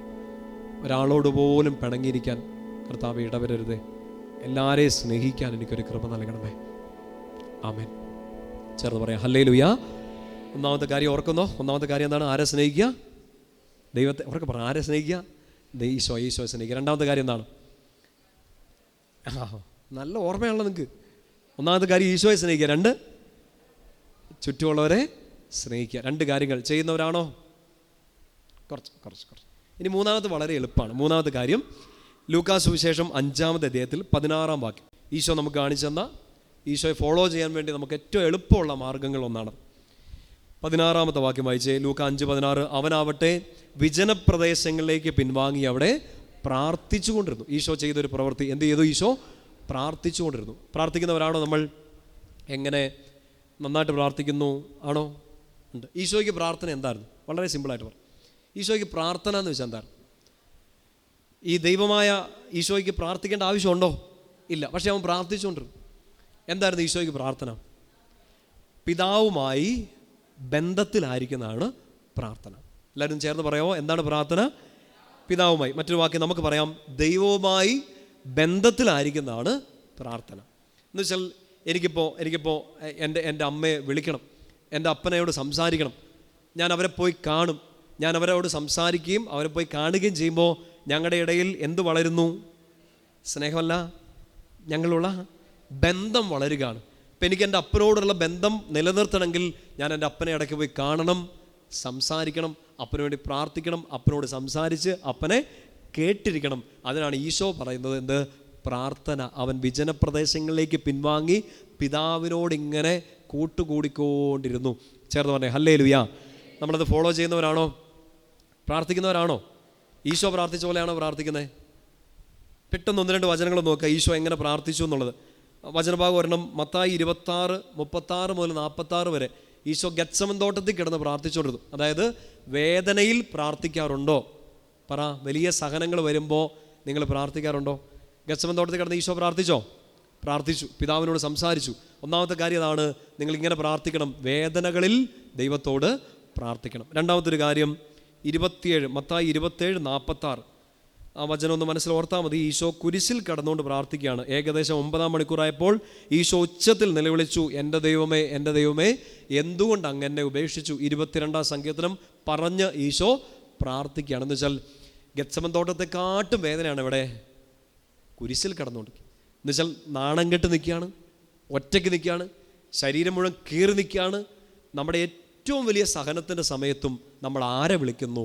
ദൈവത്തെ വിളിക്കുന്നു. അങ്ങനെ ചെയ്യാറുണ്ടോ? ആരോഗ്യമുള്ളപ്പോഴും രോഗമുള്ളപ്പോഴും നമ്മൾ ആരെ വിളിക്കുന്നു? കർത്താവിനെ വിളിക്കുന്നു. അങ്ങനെ പ്രാർത്ഥിക്കുന്നവരാണ് നമ്മൾ. ചേർന്ന് പറയാം ഹല്ലേലൂയാ. നിങ്ങൾ ഇതിനെല്ലാം തലയാട്ടുമെന്ന് എനിക്കറിയാം. അതുകൊണ്ടാണ് ഞാൻ മുമ്പേ പറഞ്ഞത് ഏറ്റവും എളുപ്പമുള്ള കാര്യം ഇതാണ്. ഈശോയെ ഫോളോ ചെയ്യുന്നവരാണ് നിങ്ങൾ പ്രാർത്ഥിക്കുന്നുണ്ട്. വിജനപ്രദേശത്തേക്ക് അങ്ങനെ കുടുംബ പ്രാർത്ഥന ആഗ്രഹമുണ്ട്, പക്ഷേ വീടൊരു വിജനപ്രദേശമാണ്, ഞാൻ മാത്രമേ പ്രാർത്ഥിക്കുന്നുള്ളൂ, അങ്ങനെയൊക്കെയാണോ? അല്ല, നമ്മൾ പ്രാർത്ഥിക്കുന്നുണ്ട്. സഹനത്തിൽ, വലിയ സഹനത്തിൽ പ്രാർത്ഥിക്കുന്നു. മറ്റൊരു കാര്യം, മർക്കോസിൻ്റെ സുവിശേഷത്തിൽ 1-35 വാക്യം. വിശുദ്ധ ഗ്രന്ഥത്തിൽ ഈ വചനങ്ങളൊക്കെ ഒന്ന് കണക്ട് ചെയ്ത് വായിക്കണം കേട്ടോ. മർക്കോസ് 1:35. ഇങ്ങനെ നിങ്ങൾ പ്രാർത്ഥിക്കാറുണ്ടോ? ശ്രദ്ധിക്കുക. 1:35. അതിരാവിലെ അവൻ ഉണർന്ന് ഒരു വിജന സ്ഥലത്തേക്ക് പോയി അവിടെ അവൻ പ്രാർത്ഥിച്ചുകൊണ്ടിരുന്നു. എന്ന് വെച്ചാൽ രാവിലെ പ്രാർത്ഥിക്കാറുണ്ടോ? ഉണ്ടല്ലോ. ഉണ്ടോ? ഉണ്ട്. ചേർന്ന് പറഞ്ഞേ ഹല്ലേലൂയാ. മറ്റൊരു വചനം എടുത്തേ, ലൂക്ക 6:12. വചനമൊക്കെ ഒന്ന് എഴുതി വെച്ചു. ലൂക്ക 6:12. ഈശോയെ പോലെ തന്നെ നമ്മൾ പ്രാർത്ഥിച്ച് പോയിക്കൊണ്ടിരിക്കുകയാണ്. 6:12. ആ ദിവസങ്ങളിൽ അവൻ പ്രാർത്ഥിക്കാനായി ഒരു മലയിലേക്ക് പോയി അവിടെ ദൈവത്തോട് പ്രാർത്ഥിച്ചുകൊണ്ട് രാത്രി മുഴുവൻ ചെലവഴിച്ചു. എന്ന് വെച്ചാൽ പ്രാർത്ഥിക്കാൻ വേണ്ടി മല കയറി പോകുന്നുണ്ടോന്നല്ല ചോദിച്ചേ, പ്രാർത്ഥിക്കാൻ. എപ്പോൾ? രാത്രിയിൽ പ്രാർത്ഥിക്കാറുണ്ടോന്ന്. അവിടെ കൊടുത്തേക്കുന്നത് ഇങ്ങനെയാണ്, രാത്രി മുഴുവൻ ചെലവഴിച്ചു. ജാഗരണ പ്രാർത്ഥനയൊക്കെ ഇരിക്കാൻ ഇഷ്ടമാണോ? ഇവിടെ നമ്മൾ 2-3 മാസമൊക്കെ കൂടുമ്പോഴത്തേനും ജാഗരണ പ്രാർത്ഥന നടത്താറുണ്ട്. കഴിഞ്ഞ ജാഗരണ പ്രാർത്ഥനയ്ക്ക് വന്നവർ കൈ ഉയർത്തും. രാത്രി മുഴുവൻ നമ്മൾ ഉണർന്നിരുന്നതിലും 12:30 വരെയൊക്കെ നമ്മൾ ഉണർന്നിരുന്ന് പ്രാർത്ഥിച്ചു. ഈ രാത്രിയിൽ ഇരുന്ന് പ്രാർത്ഥിക്കുക, ഉണർന്നിരുന്ന് പ്രാർത്ഥിക്കുന്നത് നല്ല വലിയ രാത്രിയുടെ യാമങ്ങളിൽ ഉണർന്നിരുന്ന് പ്രാർത്ഥിക്കണം. പ്രത്യേകിച്ച് വലിയ സഹനങ്ങൾ, കുടുംബത്തിലൊക്കെ വലിയ ഇഷ്യൂസ്, സങ്കടങ്ങളൊക്കെ വരുന്ന സമയത്ത് നിങ്ങൾ ഇവിടെ വന്നിട്ട് പ്രാർത്ഥിക്കുക, ജാഗരണം ഇരുന്ന് പ്രാർത്ഥിക്കുക. നമ്മുടെ ഈ മരിയം കൂടാരത്തിലൊക്കെ എനിക്ക് തോന്നുന്നു എല്ലാ മാസവും മുടങ്ങാതെ ചില കുടുംബങ്ങളൊക്കെ വന്ന് രാത്രിയിലൊക്കെ, നമ്മുടെ ഈ കോളേജിലെ പിള്ളേർ ഇവിടുത്തെ നമ്മുടെ ഗ്രോട്ടോ ചാപ്പിൽ വന്നൊക്കെ രാത്രി ഇരുന്ന് പ്രാർത്ഥിക്കാൻ ഒരു വലിയ ബ്ലെസ്സിങ്ങാണ്. കാരണം നമ്മുടെ ഉറക്കം, നമ്മുടെ വിശ്രമം എല്ലാം മാറ്റിവെച്ച്, കർത്താവേ ഈ ഇരുട്ടിൽ എനിക്കൊരു സൊല്യൂഷൻ കിട്ടാൻ, ഈ ഇരുട്ടത്ത് ഞാൻ നിന്നിൽ ഒരു പ്രകാശം കണ്ടിരിക്കുകയാണെന്ന് പറഞ്ഞ് ഇരിക്കുന്ന സമയമാണ് ജാഗരണ രാത്രികൾ. വലിയ പ്രതിസന്ധികളൊക്കെ വരുമ്പോൾ കുടുംബം ഒരുമിച്ചിരുന്ന് ജാഗരണ പ്രാർത്ഥന നടത്തും. വലിയ വലിയ വലിയ അനുഗ്രഹങ്ങൾ കർത്താവ് തുറന്നു തരും. പകൽ പ്രാർത്ഥിക്കുന്നതിനെക്കാട്ടും കൂടുതൽ അനുഗ്രഹം തരും. പറഞ്ഞേ ഹല്ലേലൂയാ. അങ്ങനെ എന്തെങ്കിലുമൊക്കെ അനുഭവങ്ങളൊക്കെ ഉണ്ടോ നിങ്ങൾക്ക്? രാത്രിയിലൊക്കെ ഇങ്ങനെ ചിലപ്പോൾ നമ്മുടെ ഉറക്കം പോകുമല്ലേ, ടെൻഷൻ അടിച്ച്. എന്തിനു വരെ ടെൻഷൻ അടിക്കുന്നത്? ആ സമയത്ത് എന്നാ ചെയ്യണം? പള്ളി വന്നിരിക്കുക. ടെൻഷൻ അടിച്ചാലും ഉറക്കം പോവും, പള്ളിയിലിരുന്നാലും ഉറക്കം പോവും. പള്ളിയിലിരുന്ന് ഉറക്കം പോട്ടെ, കർത്താവെങ്കിലും കാണുന്നുണ്ടല്ലോ. മറ്റേ ടെൻഷൻ അടിച്ചിട്ട് എന്താ കാര്യം? മുടി പോവുക എന്നുള്ളതല്ലാണ്ട് നിങ്ങൾ എന്നാ കാണിച്ചാലും നേരം വെളുക്കും അല്ലേ, പ്രശ്നം മാറത്തുമില്ല. അതുകൊണ്ട് രാത്രി ഇരുന്ന് പ്രാർത്ഥിക്കുക. ഈശോ ചെയ്തൊരു കാര്യമാണ്, അവൻ രാത്രി മുഴുവൻ പ്രാർത്ഥനയിൽ ചെലവഴിച്ചു. ചേർന്ന് പറഞ്ഞേ ഹല്ലേലൂയാ. അടുത്തൊരു വചനം ലൂക്കാ സുവിശേഷത്തിൽ 9-18 വാക്യം. ലൂക്ക 9:18 വായിക്കാവോ? ലൂക്ക 9:18. ഒരിക്കൽ അവൻ തനിയെ, നിങ്ങൾക്ക് ബൈബിളിലെ വചനം കണ്ടുപിടിക്കാൻ നല്ല ബുദ്ധിമുട്ടുണ്ടല്ലേ. ലൂക്ക 6 നിന്ന് മറിച്ചാൽ ലൂക്ക 9 പെട്ടെന്ന് എടുക്കുക. 9:18 ഉറക്കെ വായിച്ച്. ഒരിക്കൽ അവൻ തനിയെ പ്രാർത്ഥിക്കുകയായിരുന്നു. അടുത്ത വചനത്തിൽ എങ്ങനെയാണ്? ശിഷ്യന്മാർ അവരുടെ കൂടെ ഉണ്ടായിരുന്നു എന്നൊക്കെ പറയുന്നുണ്ട്. ആ വചനം ഒന്ന് അടയാളപ്പെടുത്തിയിട്ട്, ഒരിക്കൽ അവൻ തനിയെ പ്രാർത്ഥിക്കുകയായിരുന്നു. ഒറ്റയ്ക്ക് ചെയ്യാറുണ്ടോ? പേഴ്സണൽ പ്രെയർ ഉണ്ട്. Very good. അടുത്തൊരു വചനം എടുത്ത് ലൂക്ക 22:31-32. ലൂക്ക സുവിശേഷത്തിൽ 22-ാമത്തെ അധ്യായത്തിൽ 31-32 വാക്യം മാത്രം ഒന്ന് വായിച്ചാൽ മതി. 32 വായിച്ചേ. എന്നാൽ നിന്റെ വിശ്വാസം ക്ഷയിക്കാതിരിക്കാൻ ഞാൻ നിനക്ക് വേണ്ടി പ്രാർത്ഥിച്ചു. ഈശോ പത്രോസിനോട് പറയാണ്, ശിമയോൻ ശിമയോൻ, സാത്താൻ നിന്നെ ഗോതമ്പ് പാറ്റുന്നത് പോലെ തെറിപ്പിക്കാൻ, പറപ്പിച്ച് കളയാൻ ശ്രമിക്കുകയാണ്. എന്നാൽ നിന്റെ വിശ്വാസം ക്ഷയിക്കാതിരിക്കാൻ ഞാൻ നിനക്ക് വേണ്ടി പ്രാർത്ഥിച്ചു. മറ്റൊരു വാക്യം പറഞ്ഞാൽ, നിങ്ങൾ മറ്റുള്ളവർക്ക് വേണ്ടി പ്രാർത്ഥിക്കുന്നുണ്ടോ? ഉണ്ടോ? ഉണ്ട്. ചേർന്ന് പറഞ്ഞേ ഹല്ലേലൂയാ. നിങ്ങൾ ഓൾമോസ്റ്റ് ഈശോയെ പോലെ ആയിട്ടുണ്ട്. ഞാനിത് എന്തിനാണ് നിങ്ങളോട് പറഞ്ഞിരുന്നതെന്ന് പോലും എനിക്കറിയത്തില്ല. എല്ലാത്തിനും ഉണ്ടെന്നാണ് പറഞ്ഞു, ഈ ഒരൊറ്റ കാര്യത്തിൽ മാത്രം അല്ലേ പ്രാർത്ഥിക്കുന്നുണ്ട്. ഒറ്റയ്ക്ക് കൂട്ടായ്മയിലും രാത്രിയിലും മറ്റുള്ളവർക്ക് വേണ്ടിയൊക്കെ പ്രാർത്ഥിക്കുന്നു. മറ്റൊരു വചനഭാഗം എടുത്തേ, യോഹന്നാൻ 6:11. ഈശോ പ്രാർത്ഥിച്ച ഒരു സ്പെഷ്യൽ പ്രാർത്ഥനാ രീതിയാണ്. 6:11 വായിക്കാം. യോഹന്നാൻ 6:11 ചേർന്ന് വായിച്ച്. അനന്തരം ഈശോ അപ്പമെടുത്ത് കൃതജ്ഞതാസ്തോത്രം ചെയ്തു. അത് മാത്രം അടയാളപ്പെടുത്തിയിട്ടാൽ മതി. ഈശോ അപ്പമെടുത്ത് കൃതജ്ഞതാസ്തോത്രം ചെയ്തു. കൃതജ്ഞത, മറ്റൊരു വാക്ക് പറയാമോ? നന്ദി പറഞ്ഞു. അങ്ങനെ പ്രാർത്ഥിക്കാൻ പറ്റുമോ? അതൊരു പ്രാർത്ഥനയാണോ? എന്നുവെച്ചാൽ നന്ദി പറഞ്ഞ് പ്രാർത്ഥിക്കുക. ചെയ്യാറുണ്ടോ? ഉണ്ട്. പറഞ്ഞേ ഹല്ലേലൂയാ. 11-ാമത്തെ അധ്യായം എടുക്കാം. യോഹന്നാൻ്റെ സുവിശേഷത്തിൽ 11-ാമത്തെ അധ്യായത്തിൽ ഈശോ ലാസറിനെ ഉയർപ്പിക്കുന്നതിന് മുമ്പ് ഒരു സ്പെഷ്യൽ പ്രാർത്ഥന നടത്തുന്നുണ്ട്. യോഹന്നാൻ 11:41-42 വാക്യങ്ങൾ എല്ലാവരും ചേർന്ന് ഉറക്കെ വായിച്ച്. അവർ കല്ലെടുത്ത് മാറ്റി. ഈശോ കണ്ണുയർത്തി പറഞ്ഞു, വായിക്കാമോ? പിതാവേ, അങ്ങൻ്റെ പ്രാർത്ഥന ശ്രവിച്ചതിനാൽ ഞാൻ അങ്ങേക്ക് നന്ദി പറയുന്നു. മുമ്പേ വായിച്ച പോലെ തന്നെ കൃതജ്ഞത അർപ്പിക്കുകയാണ്. 42 വായിച്ചേ. അങ്ങൻ്റെ പ്രാർത്ഥന എപ്പോഴും ശ്രവിക്കുമെന്ന് എനിക്ക് അറിയാം.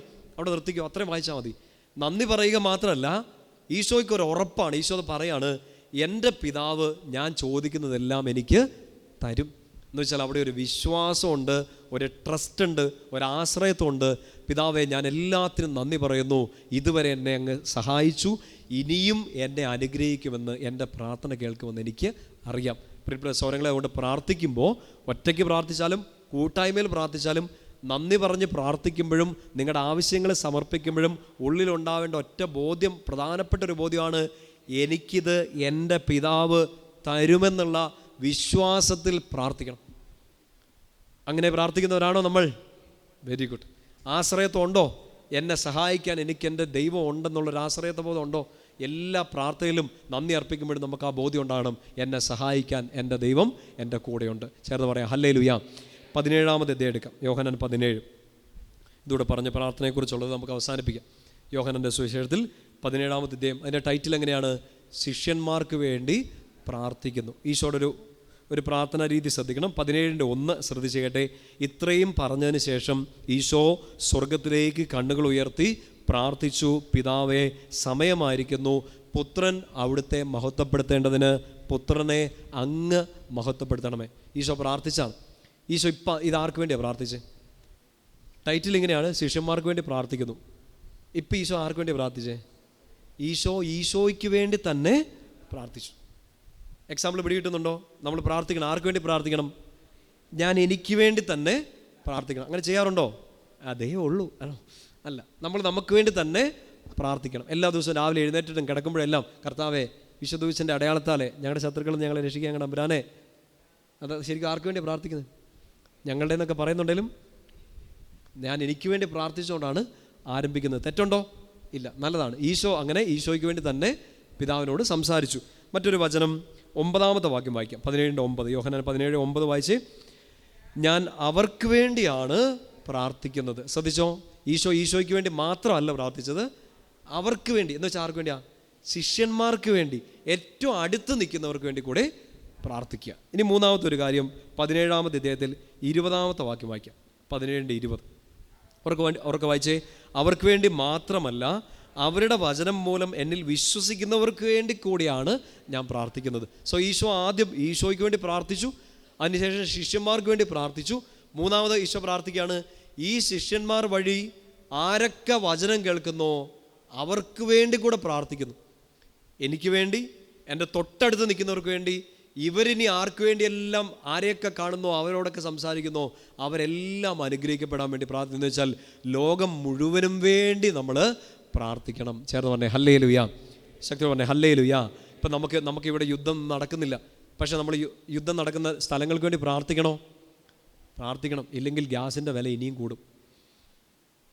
അതെങ്കിലും ഓർത്തുകൊണ്ട് ലോകത്തിന് വേണ്ടി പ്രാർത്ഥിക്കണം. നമ്മുടെ തലയിൽ ബോംബ് വീണില്ലല്ലോ എന്നൊക്കെ വിചാരിച്ചുകൊണ്ടിരിക്കരുത്. എന്തോരം സ്ട്രഗിളാണെന്ന് അറിയാം എൻ്റെ പ്രിയപ്പെട്ട സഹോദരങ്ങളെ. ഈ കഴിഞ്ഞൊരു 2-3 മാസത്തിനിടയിൽ നമ്മുടെ ധ്യാനകേന്ദ്രത്തിലേക്ക് എന്തോരം ഇമെയിലുകളാണെന്ന് അറിയോ വന്നേ. പ്രത്യേകിച്ച് യുദ്ധ സാഹചര്യം കാരണം നമ്മുടെ മലയാളികൾ മാത്രം ഒന്ന് ഓർത്ത് വയ്ക്കും. മറ്റ് രാജ്യങ്ങളിൽ വർക്ക് ചെയ്യുന്ന നമ്മുടെ ബന്ധുക്കളായിരിക്കാം, നമ്മുടെ സൗഹൃദങ്ങളായിരിക്കാം. അവരൊക്കെ ഞാൻ നമ്മുടെ ഈ കുഞ്ഞു ധ്യാനകേന്ദ്രത്തിലേക്ക് ഇത്രയും നിയോഗങ്ങൾ വന്നെങ്കിൽ മറ്റ് ധ്യാനകേന്ദ്രങ്ങളൊക്കെ കേരളത്തിലെ എല്ലാ ധ്യാനകേന്ദ്രങ്ങളോട്ടൊക്കെ ആയിട്ട് എന്തോരം നിയോഗങ്ങൾ ചെന്നിട്ടുണ്ടാവും. അത്രയും സ്ട്രഗിൾ ചെയ്യാണ് മനുഷ്യർ. പൈസയില്ല, ജോലിയില്ല, ജോലി പോകുമെന്നുള്ള പേടി, ജീവൻ നഷ്ടപ്പെട്ടു പോകുമോ, ഇനി ഒരിക്കലും പ്രിയപ്പെട്ടവരെ കാണാൻ പറ്റാതിരിക്കുമോ എന്നൊക്കെയുള്ള പേടി. അവിടെ ഉള്ളവർക്ക് മാത്രമല്ല, നമ്മുടെ പ്രിയപ്പെട്ടവർ ആരെങ്കിലും ഇങ്ങനെയുള്ള യുദ്ധ സാഹചര്യങ്ങളുണ്ടെങ്കിൽ നമ്മുടെ അവസ്ഥ ചിന്തിക്കാമല്ലോ. അതുകൊണ്ട് നമ്മൾ നമുക്ക് വേണ്ടി, നമ്മുടെ ഏറ്റവും അടുത്ത് നിൽക്കുന്നവർക്ക് വേണ്ടി മാത്രമല്ല, ലോകം മുഴുവന് വേണ്ടി പ്രാർത്ഥിക്കാനാണ് ഈശോ ആവശ്യപ്പെടുക. അപ്പം പ്രധാനപ്പെട്ട നമ്മളിത് എത്രാമത്തെ പറഞ്ഞ 3-ാമത്തെ കാര്യമാണല്ലേ, പ്രാർത്ഥിക്കുക. എങ്ങനെ പ്രാർത്ഥിക്കുക? ഒറ്റയ്ക്ക്, രാത്രി, പകല്, സദാസമയം പ്രാർത്ഥിക്കുക, സ്വയം പ്രാർത്ഥിക്കുക, മറ്റുള്ളവർക്ക് വേണ്ടി പ്രാർത്ഥിക്കുക, ലോകം മുഴുവന് വേണ്ടി പ്രാർത്ഥിക്കുക. ഉറക്കെ പറയാം ഹല്ലേലൂയ. അങ്ങനെ ചെയ്യുന്നവരാണോ നമ്മൾ? ആണ്. പ്രിയപ്പെട്ട സഹോദരങ്ങളെ, പ്രത്യേകിച്ച് നിങ്ങൾ ഓർത്തേക്കുക, നമുക്ക് പലപ്പോഴും നമ്മുടെ പ്രിയപ്പെട്ടവരൊക്കെ സ്ട്രഗിൾ ചെയ്യുമ്പോൾ, വേദനിക്കുമ്പോൾ, ഒന്നും ചെയ്യാൻ പറ്റാത്ത അവസ്ഥകളൊക്കെ വരാറില്ലേ? ഉണ്ടോ? ചിലപ്പോൾ നമ്മുടെ രോഗക്കിടക്കൽ, ഞങ്ങളുടെ ഒരു അപ്പച്ചൻ ഇപ്പോൾ ആശുപത്രിയിലാണ്, വെന്റിലേറ്ററിലാണ്. നമുക്ക് എന്നാ ചെയ്യാൻ പറ്റും? മാക്സിമം നമുക്ക് ഏറ്റവും നന്നായിട്ട് ചെയ്യാൻ പറ്റുന്നൊരു കാര്യം പ്രാർത്ഥിക്കുക. രോഗിയായി കിടക്കുന്ന, ആശുപത്രി കിടക്കുന്ന അപ്പച്ചന് വേണ്ടി മാത്രമല്ല, ആ കുടുംബാംഗങ്ങൾക്ക് വേണ്ടി പ്രാർത്ഥിക്കാം. നമുക്ക് വേറെ എന്തെങ്കിലും ചെയ്യാൻ പറ്റുമോ? ഇല്ല. നമുക്ക് സാമ്പത്തിക സഹായം ചെയ്യാം, നമുക്ക് അടുത്ത് പോയി ഇരിക്കാം. ഏറ്റവും വലിയ കാര്യം എന്താ? കാരണം അവർക്ക് വേണ്ടി പ്രാർത്ഥിക്കാൻ ഒരാൾ വേണം. നമുക്ക് ഏറ്റവും അവരെ ശക്തിപ്പെടുത്തണം. ഇപ്പോൾ ആ രോഗം സൗഖ്യപ്പെടുകയാണോ, ഇല്ല ആ കുടുംബം ചിലപ്പോൾ ഒരു സങ്കടത്തെ ഫേസ് ചെയ്യേണ്ടി വരുമോ, എന്നാ വന്നാലും ശക്തി വേണം, ആ കുടുംബത്തിന് ശക്തി വേണം. നമ്മൾ പ്രാർത്ഥിക്കണം. നമ്മുടെ അയൽപ്പക്കത്തൊരു കുടുംബം സ്ട്രഗിൾ ചെയ്യാണ്, ഒരു കുഞ്ഞ് സ്ട്രഗിൾ ചെയ്യാണ്, നമ്മുടെ വീട്ടിലൊരാൾ സ്ട്രഗിൾ ചെയ്യാണ്. നമ്മൾ ഉപദേശം കൊടുത്തു, ഞങ്ങൾ കൂടെ ഉണ്ടെന്നൊക്കെ പറഞ്ഞു, പക്ഷേ അതിൻ്റെ മനസ്സ് സ്ട്രോങ് അല്ല. മാറി നിന്ന് എന്ത് ചെയ്യണം? പ്രാർത്ഥിക്കണം. നിങ്ങളതൊക്കെ ചെയ്യുന്നവരാണ് അല്ലേ? ലോകം മുഴുവനും വേണ്ടി പ്രാർത്ഥിക്കുക. അവർക്ക് പറയാം ഹല്ലേലൂയ. നാലാമത്തെ ഒരു പ്രധാനപ്പെട്ട കാര്യമാണ് ഈശോയിൽ നിന്ന് പഠിക്കേണ്ട നാലാമത്തെ കാര്യം. മത്തായിയുടെ സുവിശേഷത്തിൽ 11-ാമത്തെ അധ്യായം അതിൻ്റെ 29-ാമത്തെ വാക്യം എടുക്കാമോ? അറിയാവുന്നൊരു വചനമല്ലേ? ഞാൻ നിങ്ങളെ ആശ്വസിപ്പിക്കാം, ഞാൻ ശാന്തശീലനും വിനീത ഹൃദയനുമാകയാൽ എൻ്റെ നുകം വഹിക്കുകയും എന്നിൽ നിന്ന് പഠിക്കുകയും ചെയ്യുക. അപ്പോൾ ഈശോ സ്പെഷ്യലായിട്ട്, ആ വചനം ഒന്ന് ശ്രദ്ധിക്കണേ, ഈശോ സ്പെഷ്യലായിട്ട് ലേൺ ഫ്രം മീ, എന്നിൽ നിന്ന് പഠിക്കണം എന്ന് പറഞ്ഞുകൊണ്ട് ഒരു കാര്യം നമ്മളോട് പറയണം. ബാക്കി കാര്യങ്ങളൊക്കെ ഈശോ ഇങ്ങനെ കാണിച്ചു തന്നു. ഒരു കാര്യം ഈശോ പ്രത്യേകിച്ച് എടുത്ത് പറയാണ്, നിങ്ങളിത് എന്നിൽ നിന്ന് പഠിക്കണം. എന്നാ പഠിക്കണ്ടേ? 2 വാക്കുകൾ അവിടെ കണ്ടോ? ഞാൻ ശാന്തശീലനാണ്, വിനീത ഹൃദയനുമാണ്. നിങ്ങളുടെ മനസ്സിലൊരു സുഹൃതജപം ഓടി വരുന്നുണ്ടോ? ചെറുപ്പം പോലെ പ്രാർത്ഥിച്ച ഒരു സുഹൃതജപം, ഹൃദയശാന്തതയും എളിമയുമുള്ള ഈശോ എൻ്റെ ഹൃദയം അങ്ങയുടെ ഹൃദയം പോലെ ആക്കി തീർക്കണേ. ഇപ്പോൾ നമ്മുടെ ഹൃദയം എങ്ങനെയാണ്? ബൈപ്പാസ്, ആൻജിയോപ്ലാസ്റ്റി, അതല്ല, ഇതെന്തൊക്കെയൊക്കെയോ കയറി കിടപ്പുണ്ട് ഇതിനകത്ത്. ഇപ്പോൾ ഈശോയുടെ ഹൃദയം പോലെ ആണോ? ആകെ ഒരു ബന്ധം, രണ്ടും കുത്തി മുറിവേൽപ്പിക്കപ്പെട്ട ഹൃദയം ആയിരിക്കും എല്ലാവരുടെയും അല്ലേ? മുറിവേൽക്കാത്ത ഹൃദയങ്ങൾ ഈശോയ്ക്കും ഇല്ല, നമുക്കും ഇല്ല. പക്ഷേ 2 കാര്യങ്ങൾ ഈ ഹൃദയത്തിൽ വേണമെന്നാ. ഒന്ന് ഹൃദയ ശാന്തത, 2 എളിമ. ശാന്തരാണോ? പള്ളിയിൽ കുർബാനയ്ക്കിടയ്ക്ക് സമാധാനം ചൊല്ലുമ്പോഴത്തേനും അപ്പുറത്ത് സമാധാനം ചൊല്ലുന്നതിന് അങ്ങോട്ട് തിരിഞ്ഞാൽ ശാന്തത പോകുന്നവരാണ് നമ്മൾ. ശാന്തത ഇല്ല, അത് പോട്ടെ, ശാന്തത വേണ്ട, പോട്ടെ. എനിക്കൊന്ന് ഫോക്കസ് ചെയ്യാനുള്ളൊരാഗ്രഹം, എനിക്ക് വേണ്ടിയും നമുക്ക് വേണ്ടിയും, എനിക്ക് വളരെ പ്രധാനമായിട്ട് എനിക്ക് ആഗ്രഹമുള്ളൊരു കാര്യമാണ്. കാരണം വളരാൻ ആഗ്രഹിക്കുന്നതുകൊണ്ട്, നന്മ ആഗ്രഹിക്കുന്നതുകൊണ്ട് ഞാൻ എനിക്ക് വേണ്ടി ഏറ്റവും കൂടുതൽ പ്രാർത്ഥിക്കുന്നൊരു കാര്യമാണ്, ഈശോയെ എന്ത് വേണം? എളിമ വേണം. എനിക്ക് ഇച്ചിരി എളിമ കൂടുതലാണ്. എളിമ കാരണം ഞാൻ ഇടയ്ക്ക് ഞെളിഞ്ഞൂത്തിയൊക്കെ നിൽക്കാറുണ്ട്. എളിമയ്ക്ക് വേണ്ടി നന്നായിട്ട് പ്രാർത്ഥിക്കുക മാത്രമല്ല, ഈശോ പറയാണ് ഇത് എന്നിൽ നിന്ന് പഠിക്കണം. അതെൻ്റെ ശിഷ്യന്മാരോട്, ഈശോയുടെ ജീവിതശൈലി ജീവിക്കാൻ ആഗ്രഹിക്കുന്നവരോട് കൃത്യമായിട്ട് പറയാണ്. യോഹന്നാൻ്റെ സുവിശേഷത്തിൽ 13-ാമത്തെ അധ്യായത്തിൽ ഈശോ തൻ്റെ ശിഷ്യന്മാരുടെ കാല് കഴുകുന്ന സമയത്ത് ഈശോ അവരോട് പറയുന്നുണ്ട്, നിങ്ങളുടെ ഗുരുവും നാഥനുമായ ഞാനിതാ ഒരു കാര്യം ചെയ്യുന്നു, ഞാൻ ഇങ്ങനെ ചെയ്തെങ്കിൽ നിങ്ങളും ഇങ്ങനെ തന്നെ ചെയ്യാൻ ഞാനൊരു മാതൃക നിങ്ങൾക്ക് കാണിച്ചു തരുന്നു. എന്ന് വെച്ചാൽ എന്താ?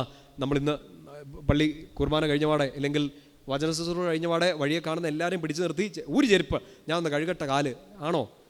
അല്ല, കാല് കഴുകുന്നതിനെക്കുറിച്ചല്ല പഠിപ്പിച്ചത്. നിങ്ങളുടെ ഗുരുവും നിങ്ങളുടെ നാഥനുമായ ഞാൻ ഇത് നിങ്ങളുടെ മുമ്പിൽ എന്ത് ചെയ്തു?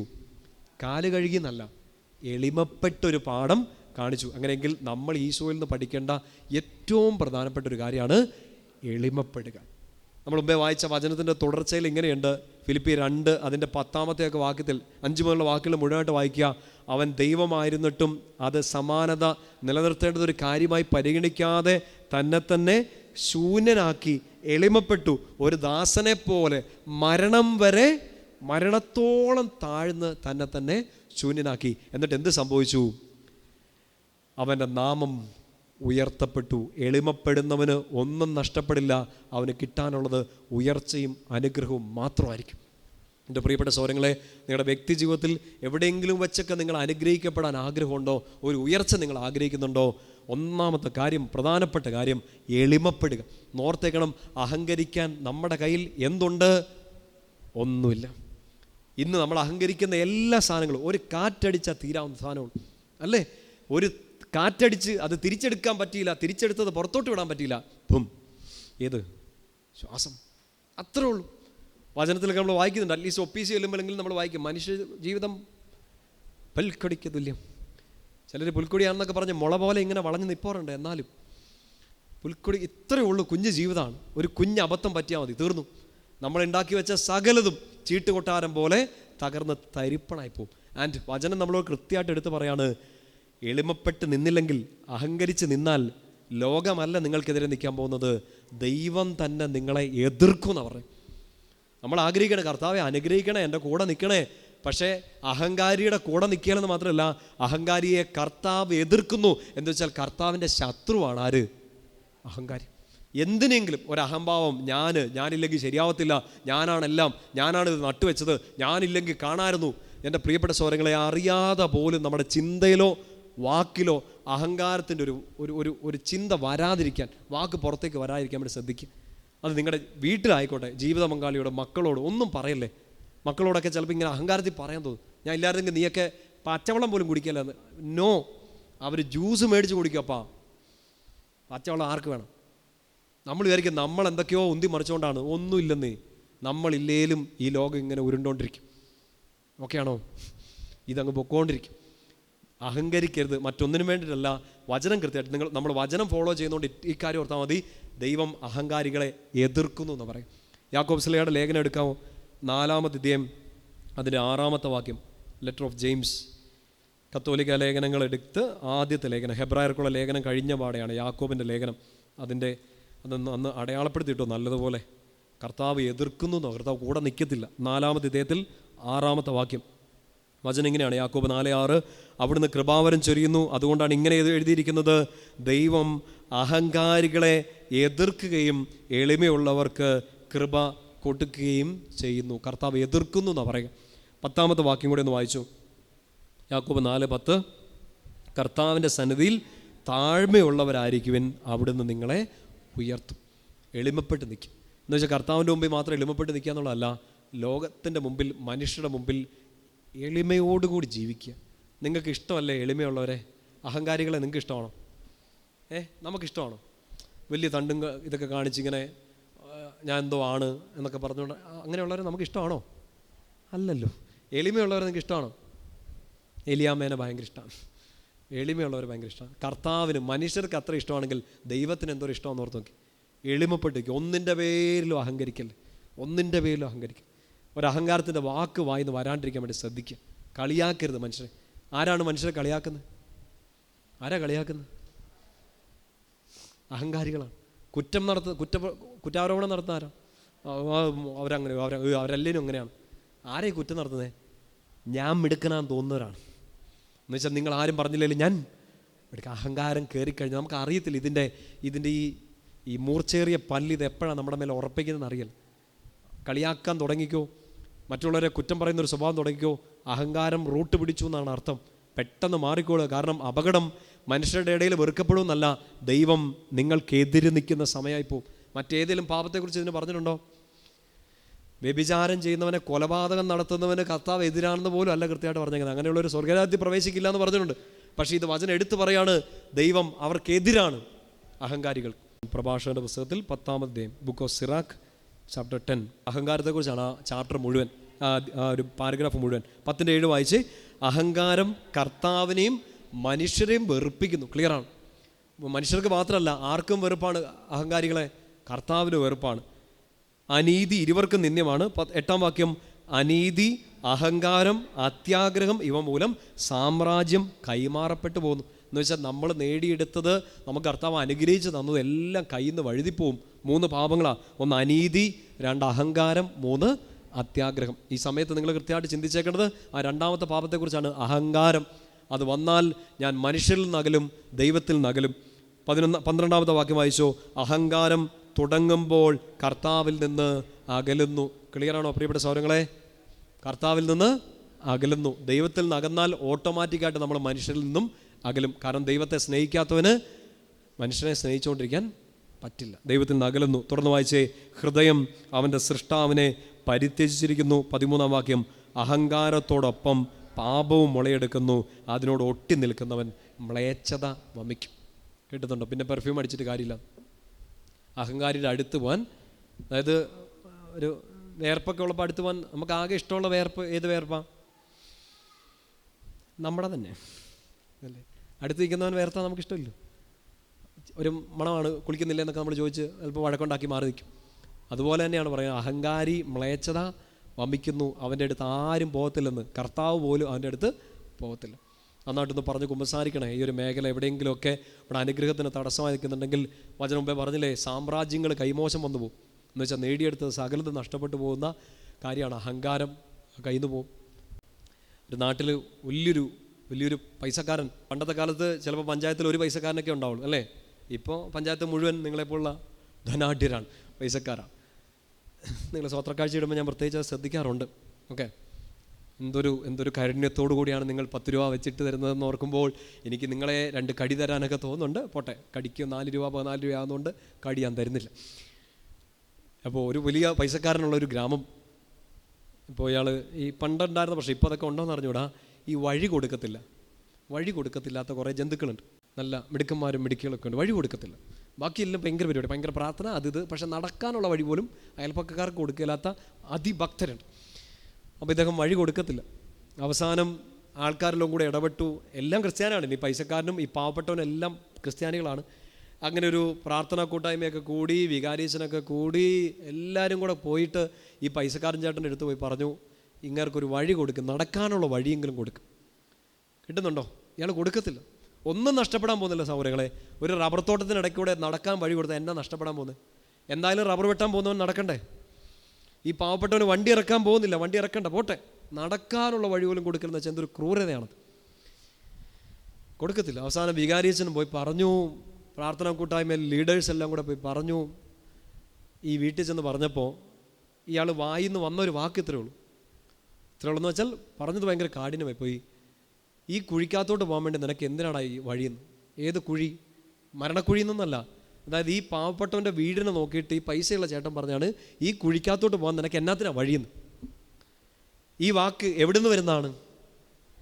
അഹങ്കാരത്തിൽ നിന്ന് വരുന്നതാണ്. അഹങ്കാരം മൂലം സാമ്രാജ്യം കൈ വിട്ട് പോകുന്നു. എൻ്റെ പ്രിയപ്പെട്ട സഹോദരങ്ങളെ, ഞാൻ കണ്ടിട്ടുണ്ടെന്ന് വെച്ചാൽ ഞങ്ങൾ കണ്ടിട്ടുണ്ടെന്ന്.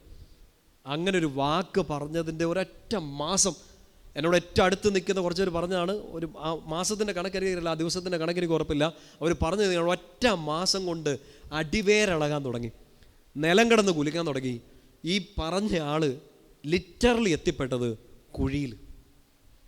അതായത് ഈ അഹങ്കാരത്തോടെ പറഞ്ഞവൻ കുഴിയിലെത്തി എന്ന് പറഞ്ഞ ഒരു സംഭവമാണ് നിങ്ങൾ കണ്ടിട്ടുണ്ടാകും.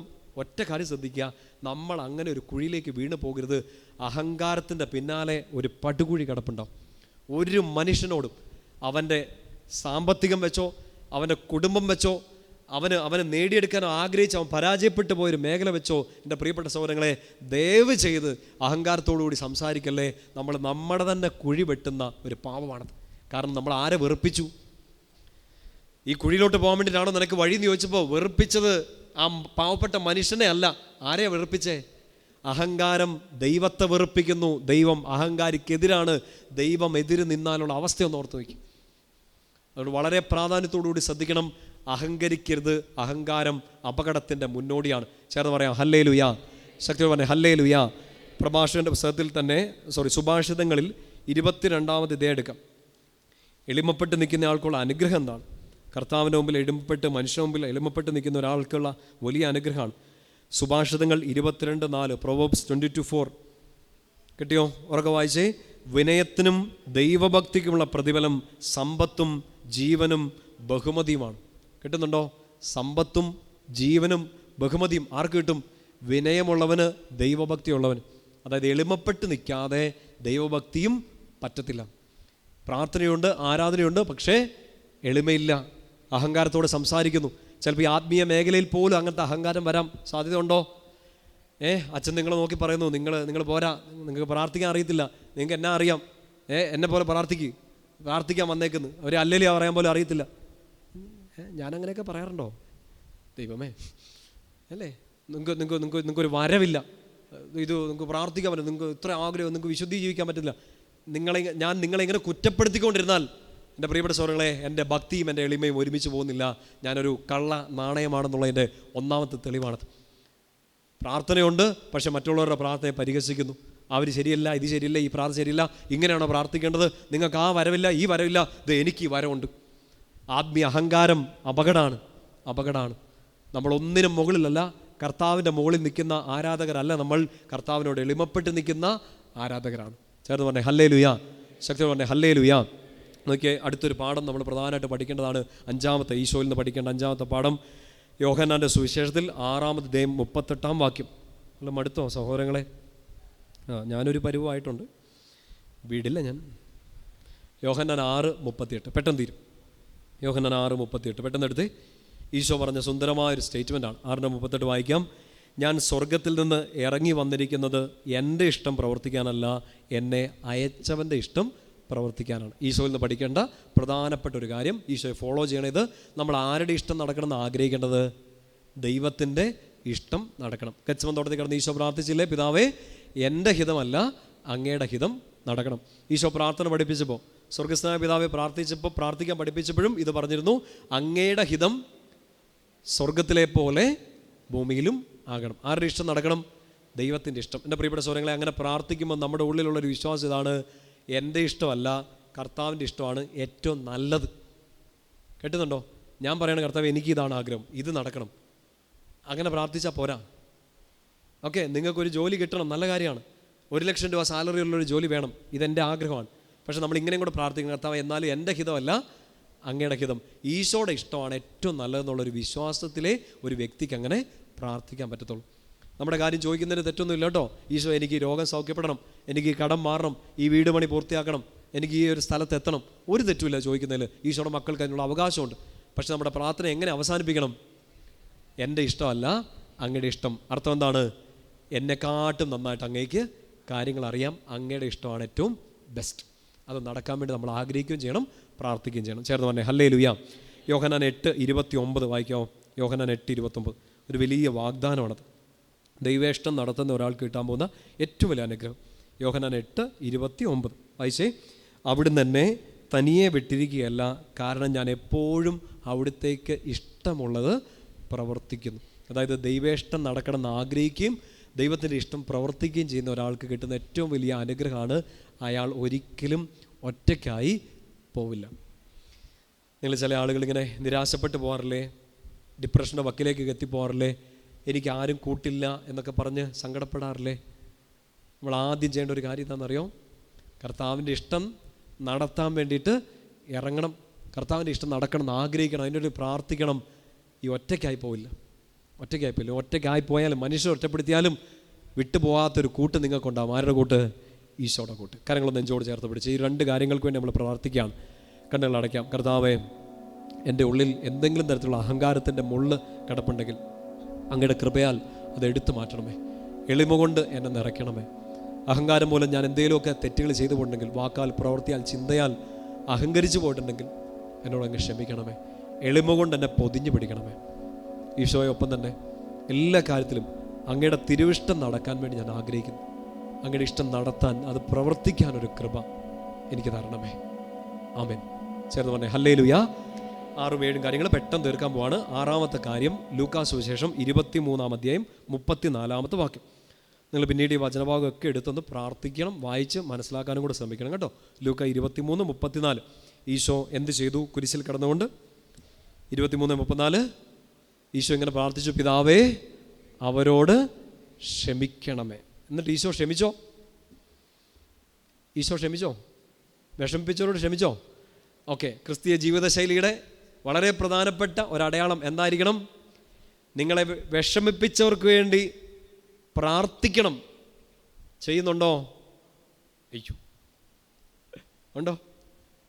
കർത്താവേ ക്ഷമിക്കണേ എന്ന് പറഞ്ഞ് പ്രാർത്ഥിക്കണം. 2, പ്രാർത്ഥിച്ചാൽ മാത്രം പോരാ. പിതാവേ ഇവരോട് ക്ഷമിക്കണേ എന്ന് ഈശോ പ്രാർത്ഥിക്കുക മാത്രമല്ല ചെയ്തത്, അവരോട് ക്ഷമിച്ചു. 2 കാര്യങ്ങളും ചെയ്യുന്നവർക്ക് 100 മുട്ടായി കടയിൽ പോയി കാശ് കൊടുത്ത് മേടിക്കാം. നമ്മത് ചെയ്യുന്നുണ്ടോ നോക്കണം. ഈശോയെ ഫോളോ ചെയ്യുന്നുണ്ടെങ്കിൽ ഏറ്റവും പ്രധാനപ്പെട്ട കാര്യം, ഫസ്റ്റ് സ്റ്റെപ്പ്, ക്ഷമിക്കാൻ നിങ്ങൾക്ക് പറ്റുന്നില്ല. എളുപ്പമൊന്നുമല്ല. എളുപ്പമാണോ? എളുപ്പമല്ല. ഇനി ക്ഷമിച്ചാൽ തന്നെ മറക്കുമോ? ഇല്ല. അപ്പോൾ ക്ഷമിക്കാൻ പറ്റണമെങ്കിൽ, മറക്കാൻ ആഗ്രഹിക്കുന്നുണ്ടെങ്കിൽ, ആദ്യത്തെ കാര്യം നിങ്ങളെ വിഷമിപ്പിച്ചവർക്ക് വേണ്ടി പ്രാർത്ഥിച്ചു തുടങ്ങും. ഒരു ദിവസം ഒരു കൃപ കിട്ടും ക്ഷമിക്കാൻ. പെട്ടെന്ന് ഒരു ദിവസം ഒരു ധ്യാനം കൂടിയിട്ടൊന്നും ക്ഷമിക്കാൻ പറ്റത്തില്ല. നിങ്ങൾ ധ്യാനമൊക്കെ കൂടി ഓടിപ്പോയി ഒരു സോറി പറഞ്ഞാൽ അവർ 2 കീറ് വെച്ച് തരും. അന്നോടുകൂടി നിങ്ങളുടെ സോറി തീരും. ഓടിപ്പോയി സോറി പറഞ്ഞാൽ നടക്കില്ലായിരിക്കും. ഉള്ളിൽ നിന്നൊരു ക്ഷമ നിങ്ങൾക്ക് കൊടുക്കാൻ പറ്റണമെങ്കിൽ, അത്ര വലിയ അനീതി സങ്കടങ്ങൾ നിങ്ങൾക്ക് തന്നവരോട് നിങ്ങൾക്ക് ക്ഷമിക്കാൻ പറ്റണമെങ്കിൽ, ഫസ്റ്റ് സ്റ്റെപ്പ് അവർക്ക് വേണ്ടി പ്രാർത്ഥിക്കാൻ പറ്റണം. മുമ്പേ പറഞ്ഞില്ലേ, ഈശോ പ്രാർത്ഥിച്ചു. ഇത് അതിനോട് ചേർത്ത് ചിന്തിക്കണം. ഈശോ ആർക്ക് വേണ്ടി കൂടെ പ്രാർത്ഥിച്ചു? തനിക്ക് വേണ്ടി, ശിഷ്യർക്ക് വേണ്ടി, മറ്റുള്ളവർക്ക് വേണ്ടി മാത്രമല്ല, തന്നെ ബുദ്ധിമുട്ടിച്ചവർക്ക് വേണ്ടി കൂടി പ്രാർത്ഥിച്ചു. പറഞ്ഞേ ഹല്ലേലൂയ. ഈശോ അവരോട് ക്ഷമിച്ചു. അത് പ്രത്യേകിച്ച് ആ സമയം നിങ്ങൾ ഓർക്കണം, അവരവൻ്റെ വസ്ത്രത്തിന് വേണ്ടി നറുക്കിട്ട സമയത്താണ്. നോക്ക്, നമ്മുടെയൊക്കെ ഉടുപ്പാരിലൊക്കെ നറുക്കിട്ടെടുക്കുമോ? ആർക്കും വേണ്ട നമ്മുടെ ഉടുപ്പ്. എന്നുവെച്ചാൽ ഈശോയുടെ കയ്യിലുണ്ടായിരുന്ന ഏറ്റവും വില കൂടിയ സാധനങ്ങളൊന്നാണ്. എൻ്റെ ഒരു കൂട്ടുകാരനച്ഛൻ ഡോക്ടറേറ്റ് ചെയ്തുകൊണ്ടിരിക്കുകയാണ്. അച്ഛനാണ് പറഞ്ഞത്, ഇവന്മാർ എന്തിനാണ് ഇത് കീറാഞ്ഞെന്ന് ചോദിച്ചപ്പോൾ അച്ഛൻ ഇങ്ങനെ പറഞ്ഞാണ്, അല്ലെ ഉടുപ്പ് 4 വിഭജിച്ചു എന്നൊക്കെ എന്തൊക്കെ പറയല്ലേ. ഒരെണ്ണം അവർ കീറിയില്ല, മറ്റേത് 4 ഇങ്ങനെ വിഭജിച്ചെടുത്തു. മറ്റേ കീറിയില്ല. തയ്യൽ കൂടാതെ നെയ്യപ്പെട്ട മേലങ്കി, കുപ്പായം. 2 കാര്യങ്ങൾ നിങ്ങൾ ഓർക്കണം. ഇതേ അച്ഛനിപ്പോൾ ഈ ലോഹ ഇവിടെ ഇട്ടേച്ച് പോകുന്നു, അലക്കാനാ. നിങ്ങൾ ആരെങ്കിലും ഇതിനു വേണ്ടി ചിട്ടിയിടുവോ? ആരലക്കും എന്ന് ആരെങ്കിലും? കാരണം ഇത് എത്രയുള്ളൂ? 5.5 മീറ്റർ തുണിയാണ്, 3000-4000 രൂപയ്ക്ക് കിട്ടും. നിങ്ങളുടെ ഷർട്ടിന് എത്രയാണ്? 100 രൂപയെ. എന്നാ വിലയാണെന്നറിയോ? ആരെങ്കിലുമൊക്കെ മേടിച്ചു തരുന്നുണ്ടെങ്കിൽ സന്തോഷം കേട്ടോ. തുണി മേടിച്ചെന്നാൽ നിങ്ങളുടെ അറിവിലേക്ക് ലോഹയ്ക്ക് 5.5 മീറ്റർ വേണം. 3 മീറ്റർ ഷർട്ടിൻ്റെയും കൂടെ ഒന്നും വന്നേക്കരുത്. എനിക്കങ്ങനെ 2.5 മീറ്ററിൻ്റെ ലോഹ അടിക്കാനൊക്കെ പറഞ്ഞുകൊണ്ട് വന്നിട്ടുണ്ട്. ഷർട്ടായിട്ട് കൊള്ളാം, പോട്ടെ, സന്ദർഭത്തിൽ ചേരുന്നില്ല. എൻ്റെ ഈ ലോഹ ഞാനിവിടെ അലക്കാൻ വേണ്ടി ഊരിയിട്ടാൽ പോലും ഇതാരും നറുക്കിടാൻ പോകുന്നില്ല. കിട്ടുന്നുണ്ടോ? ഇനി ഇത് അവിടെ വെച്ചു, സ്പെഷ്യലായിട്ട് വെച്ചു. ഇതാരെങ്കിലും കീറിയെടുക്കുമോ കഷ്ണമൊക്കെ? പക്ഷെ നമ്മൾ അങ്ങനെ എടുക്കുന്നൊരു പരിപാടിയുണ്ട്. എന്താ? വിശുദ്ധരുടെ വസ്ത്രമൊക്കെ ഇങ്ങനെ കഷ്ണമൊക്കെ ആയിട്ട് തിരിശേഷിപ്പാന്നൊക്കെ പറഞ്ഞുകൊണ്ടൊക്കെ നമ്മുടെ കയ്യിൽ കിട്ടുന്നില്ലേ? എൻ്റെ പ്രിയപ്പെട്ട സഹോദരങ്ങളെ, അത്ര പുണ്യപ്പെട്ട ജീവിതങ്ങൾ, അവർ സ്പർശിച്ച വസ്തുക്കൾ പോലും ഒരു പൊടി കിട്ടിയാൽ മതി എന്ന് പറഞ്ഞ് നമ്മൾ ചിലപ്പോൾ എടുത്തുകൊണ്ട് പോകുന്നു. അത്രയും വില കൂടിയ സാധനമായിരുന്നു ഈശോയുടെ കയ്യിലിരുന്നത്. കിട്ടുന്നുണ്ടോ? അത് ഒരെണ്ണം മുറിച്ചു, മറ്റേത് മുറിക്കരുതെന്നൊക്കെ ആഗ്രഹിച്ചു. അത്രയും ഹൈ ബ്രാൻഡഡ് ക്ലോത്ത് എങ്ങാണ്ടായിരുന്നു ഈശോയുടെ കയ്യിലിരുന്നത്. സ്വന്തം ഉടുപ്പ് കീറി മുറിക്കാൻ പോയവരോട്, ശരീരം കീറി മുറിച്ചവരോട് മാത്രമല്ല, വില കൂടിയ വസ്ത്രം മുറിച്ചവരോട് പോലും അവൻ ക്ഷമിച്ചു. അതാണ് നമ്മുടെ മുമ്പിൽ വേണ്ട ഏറ്റവും വലിയ കൃപയും വെല്ലുവിളിയും, ഏറ്റവും വലിയ വേദന. നിന്നെ ഏറ്റവും പൊതിഞ്ഞു പിടിച്ച ആ വസ്ത്രം പോലും, അത് വേണേൽ നമ്മുടെ നല്ല പേരായിരിക്കാം, അല്ലേ? എല്ലാം നഷ്ടപ്പെട്ടിട്ടും പോകാതെ നമ്മൾ കാത്തുസൂക്ഷിച്ച് നമ്മുടെ പേരായിരിക്കാം. അതുപോലും 4 കീറിക്കളഞ്ഞ മനുഷ്യനുണ്ടാകാം. ചിലപ്പോൾ നിങ്ങളെ ചിട്ടിയിട്ട്, നിങ്ങളെ ഒരു വിൽപ്പന ചരക്കാക്കി, നിങ്ങളെ ഒന്ന് മേക്ക് യൂസ് ചെയ്ത്, നിങ്ങളുടെ കയ്യിൽ പൈസയുണ്ട് അതുകൊണ്ട് കൂട്ടുകൂടി നിന്നു, നിങ്ങൾക്ക് കഴിവുണ്ട് നിങ്ങളുടെ കൂടെ കൂട്ടുകൂടി നിന്നു, നിങ്ങൾക്ക് നിങ്ങളുടെ കൂടെ നിന്നാൽ ലാഭമുണ്ട് അതനുസരിച്ച് അവർ കൂട്ടുകൂടി നിന്നു. അത് കഴിഞ്ഞപ്പോൾ കീറി മുറിച്ചു, ദൂരെ കളഞ്ഞു. ക്ഷമിക്കാൻ പറ്റുമോ എന്നാണ് ചോദ്യം. നിങ്ങളെ കുരിശേ കയറ്റി നാണം കെടുത്തി ക്ഷമിക്കാൻ പറ്റുമോ? ആദ്യത്തെ സ്റ്റെപ്പ് അവർക്ക് വേണ്ടി പ്രാർത്ഥിച്ചു തുടങ്ങുക. ചേർന്ന് പറഞ്ഞേ ഹല്ലേലൂയ. കണ്ണുകളൊന്ന് അടച്ച്, കരങ്ങളൊന്ന് നെഞ്ചോട് ചേർത്ത് പിടിച്ചു ഒന്നുകൂടെ പ്രാർത്ഥിച്ച്. ജീവിതത്തിൽ ഇതുവരെ നമ്മളെ നാണം കെടുത്തിയവർ, വേദനിപ്പിച്ചവർ, നമ്മളെ തെറ്റിദ്ധരിച്ചവർ, ഈശോയെ ക്ഷമിക്കാൻ പറ്റാത്ത അനീതികൾ എൻ്റെ ജീവിതത്തിൽ ചെയ്തവർ, അവരോടൊക്കെ ക്ഷമിക്കാൻ, ആരോടെങ്കിലൊക്കെ വിദ്വേഷം വെച്ച് പുലർത്തിയിട്ടുണ്ടെങ്കിൽ പൂർണ്ണമായിട്ടൊന്ന് പൊറുക്കാൻ, നീ ക്ഷമിച്ചതുപോലെ ക്ഷമിക്കാൻ, നീ ക്ഷമിക്കാൻ പ്രാർത്ഥിച്ചതുപോലെ അവർക്ക് വേണ്ടി പ്രാർത്ഥിക്കാൻ എന്നെ സഹായിക്കണമേ. എൻ്റെ പ്രിയപ്പെട്ടവരോട്, എന്നെ വേദനിപ്പിച്ച എൻ്റെ പ്രിയപ്പെട്ടവരോട് ഞാൻ ക്ഷമിക്കാം.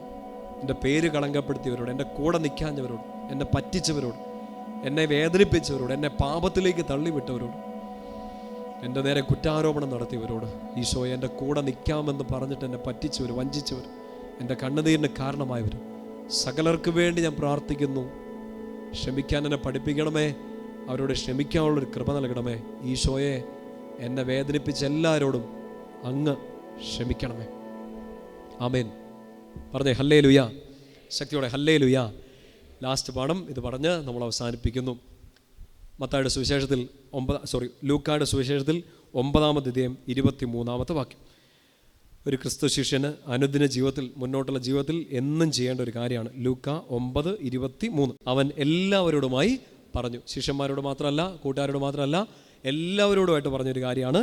ആരെങ്കിലും എന്നെ അനുഗമിക്കാൻ ആഗ്രഹിക്കുന്നെങ്കിൽ അവൻ തന്നെ പരിത്യജിച്ച് അനുദിനം തൻ്റെ കുരിശുമെടുത്ത് എന്നെ അനുഗമിക്കട്ടെ. So daily life. ഇപ്പോൾ നമ്മൾ ഈ വചന ശുശ്രൂഷയോട് അവസാനിപ്പിക്കുകയാണ്. നമുക്കിനിയും മുന്നോട്ടുള്ള ജീവിതമുണ്ട്, അല്ലേ? അവസാനം ഇവൾ നീതിമാനായിരുന്നു, നീതിമതിയായിരുന്നു എന്നൊക്കെ സ്വർഗവും ഭൂമിയും പറയുന്നൊരു ദിവസം വരെ അനുദിനം നമ്മൾ മുന്നോട്ട് നടക്കണം. എങ്ങനെ നടക്കണം എന്നാണ് പറയുക? ആരെ അനുഗമിക്കണം? ഈശോയെ അനുഗമിക്കണം. അവൻ നടന്ന വഴിയെ നടക്കണം. ചുമ്മാ നടക്കാൻ പറ്റില്ലെന്നാണ് ഈശോ പറഞ്ഞു. കയ്യിലൊരു സൂട്ട് കേസ്, ബാഗ്, പഴം. ആണോ? എന്നെ എടുക്കാനാണ് ഈശോ പറഞ്ഞേ? ഒറ്റ കാര്യം. ശിഷ്യന്മാരെ പോലും ശുശ്രൂഷയ്ക്കയക്കും പറയുന്നുണ്ട്, വടി, വാള്, പണം, ചെരുപ്പ്, നോ. നിങ്ങൾ എന്നെ അനുഗമിക്കാൻ ആഗ്രഹിക്കുന്നുണ്ടെങ്കിൽ എന്ത് വേണം നിങ്ങളുടെ കയ്യിൽ? കുരിശെടുക്കണം. അനുദിനം കുരിശെടുക്കുക. ഈശോയ്ക്ക് എത്ര കുരിശുണ്ടായിരുന്നു? എൻ്റെ കർത്താവേ, നീ ഒരു കുരിശല്ലേ ചുമന്നുള്ളു അല്ലേ? ഒരു കുരിശെടുത്തു. എന്തിനു വേണ്ടി ഈശോ എടുത്തേ? ഈശോ ചെയ്തൊരു തെറ്റിന് വേണ്ടിയിട്ടാണോ എടുത്തേ? അല്ല, ലോകത്തിൻ്റെ നന്മയ്ക്ക് വേണ്ടി, ലോകത്തിൻ്റെ രക്ഷയ്ക്ക് വേണ്ടി അവൻ കുരിശിൻ്റെ ഭാരം ഏറ്റെടുത്തു. നമുക്ക് കുരിശുകളുണ്ടോയെന്ന് ചോദിച്ചാൽ ഈ നെടുകയും കുറുകയുമുള്ള കുരിശല്ല. ജീവിതത്തിൽ കിട്ടുന്ന സകല സഹനങ്ങൾ, സകല വെല്ലുവിളികളും എങ്ങനെ എടുക്കുക? ആർക്കൊക്കെയോ വേണ്ടി എടുക്കുക. കഴിഞ്ഞൊരു ഏകദിന ശുശ്രൂഷയിൽ നിങ്ങളോട് പറഞ്ഞു ഓർക്കുന്നുണ്ടാവും, വിശുദ്ധ കൊച്ചു തെരേസയെക്കുറിച്ച്. കിട്ടുന്ന ഓരോ സഹനവും മാർപ്പാപ്പയ്ക്ക് വേണ്ടി, സഭയ്ക്ക് വേണ്ടി, പാപികൾക്ക് വേണ്ടി, ശുദ്ധീകരണ സ്ഥലത്ത് സങ്കടം അനുഭവിക്കുന്ന, പ്രാർത്ഥിക്കാൻ ആരുമില്ലാത്ത ആത്മാക്കൾക്ക് വേണ്ടി കാഴ്ചവെക്കുകയാണ്. എന്തായാലും സഹനങ്ങൾ ഉണ്ടാവുമോ? അനുദിനം ഈ കുരിശെടുത്ത് അവൻ്റെ പിന്നാലെ നടക്കാനുള്ള അവസരമാണ് ഓരോ സഹനങ്ങളും. കിട്ടുന്ന ഓരോ സഹനവും ഈശോ പോരെ പോരെ എന്ന് വിളിക്കുന്ന ഇൻവിറ്റേഷൻ കാർഡുകളാണ്. നിങ്ങൾക്ക് എൻ്റെ കൂടെ വരാനുള്ള ഓഫർ. എന്താണത്? സഹനം. കുരിശ് മാറണോ?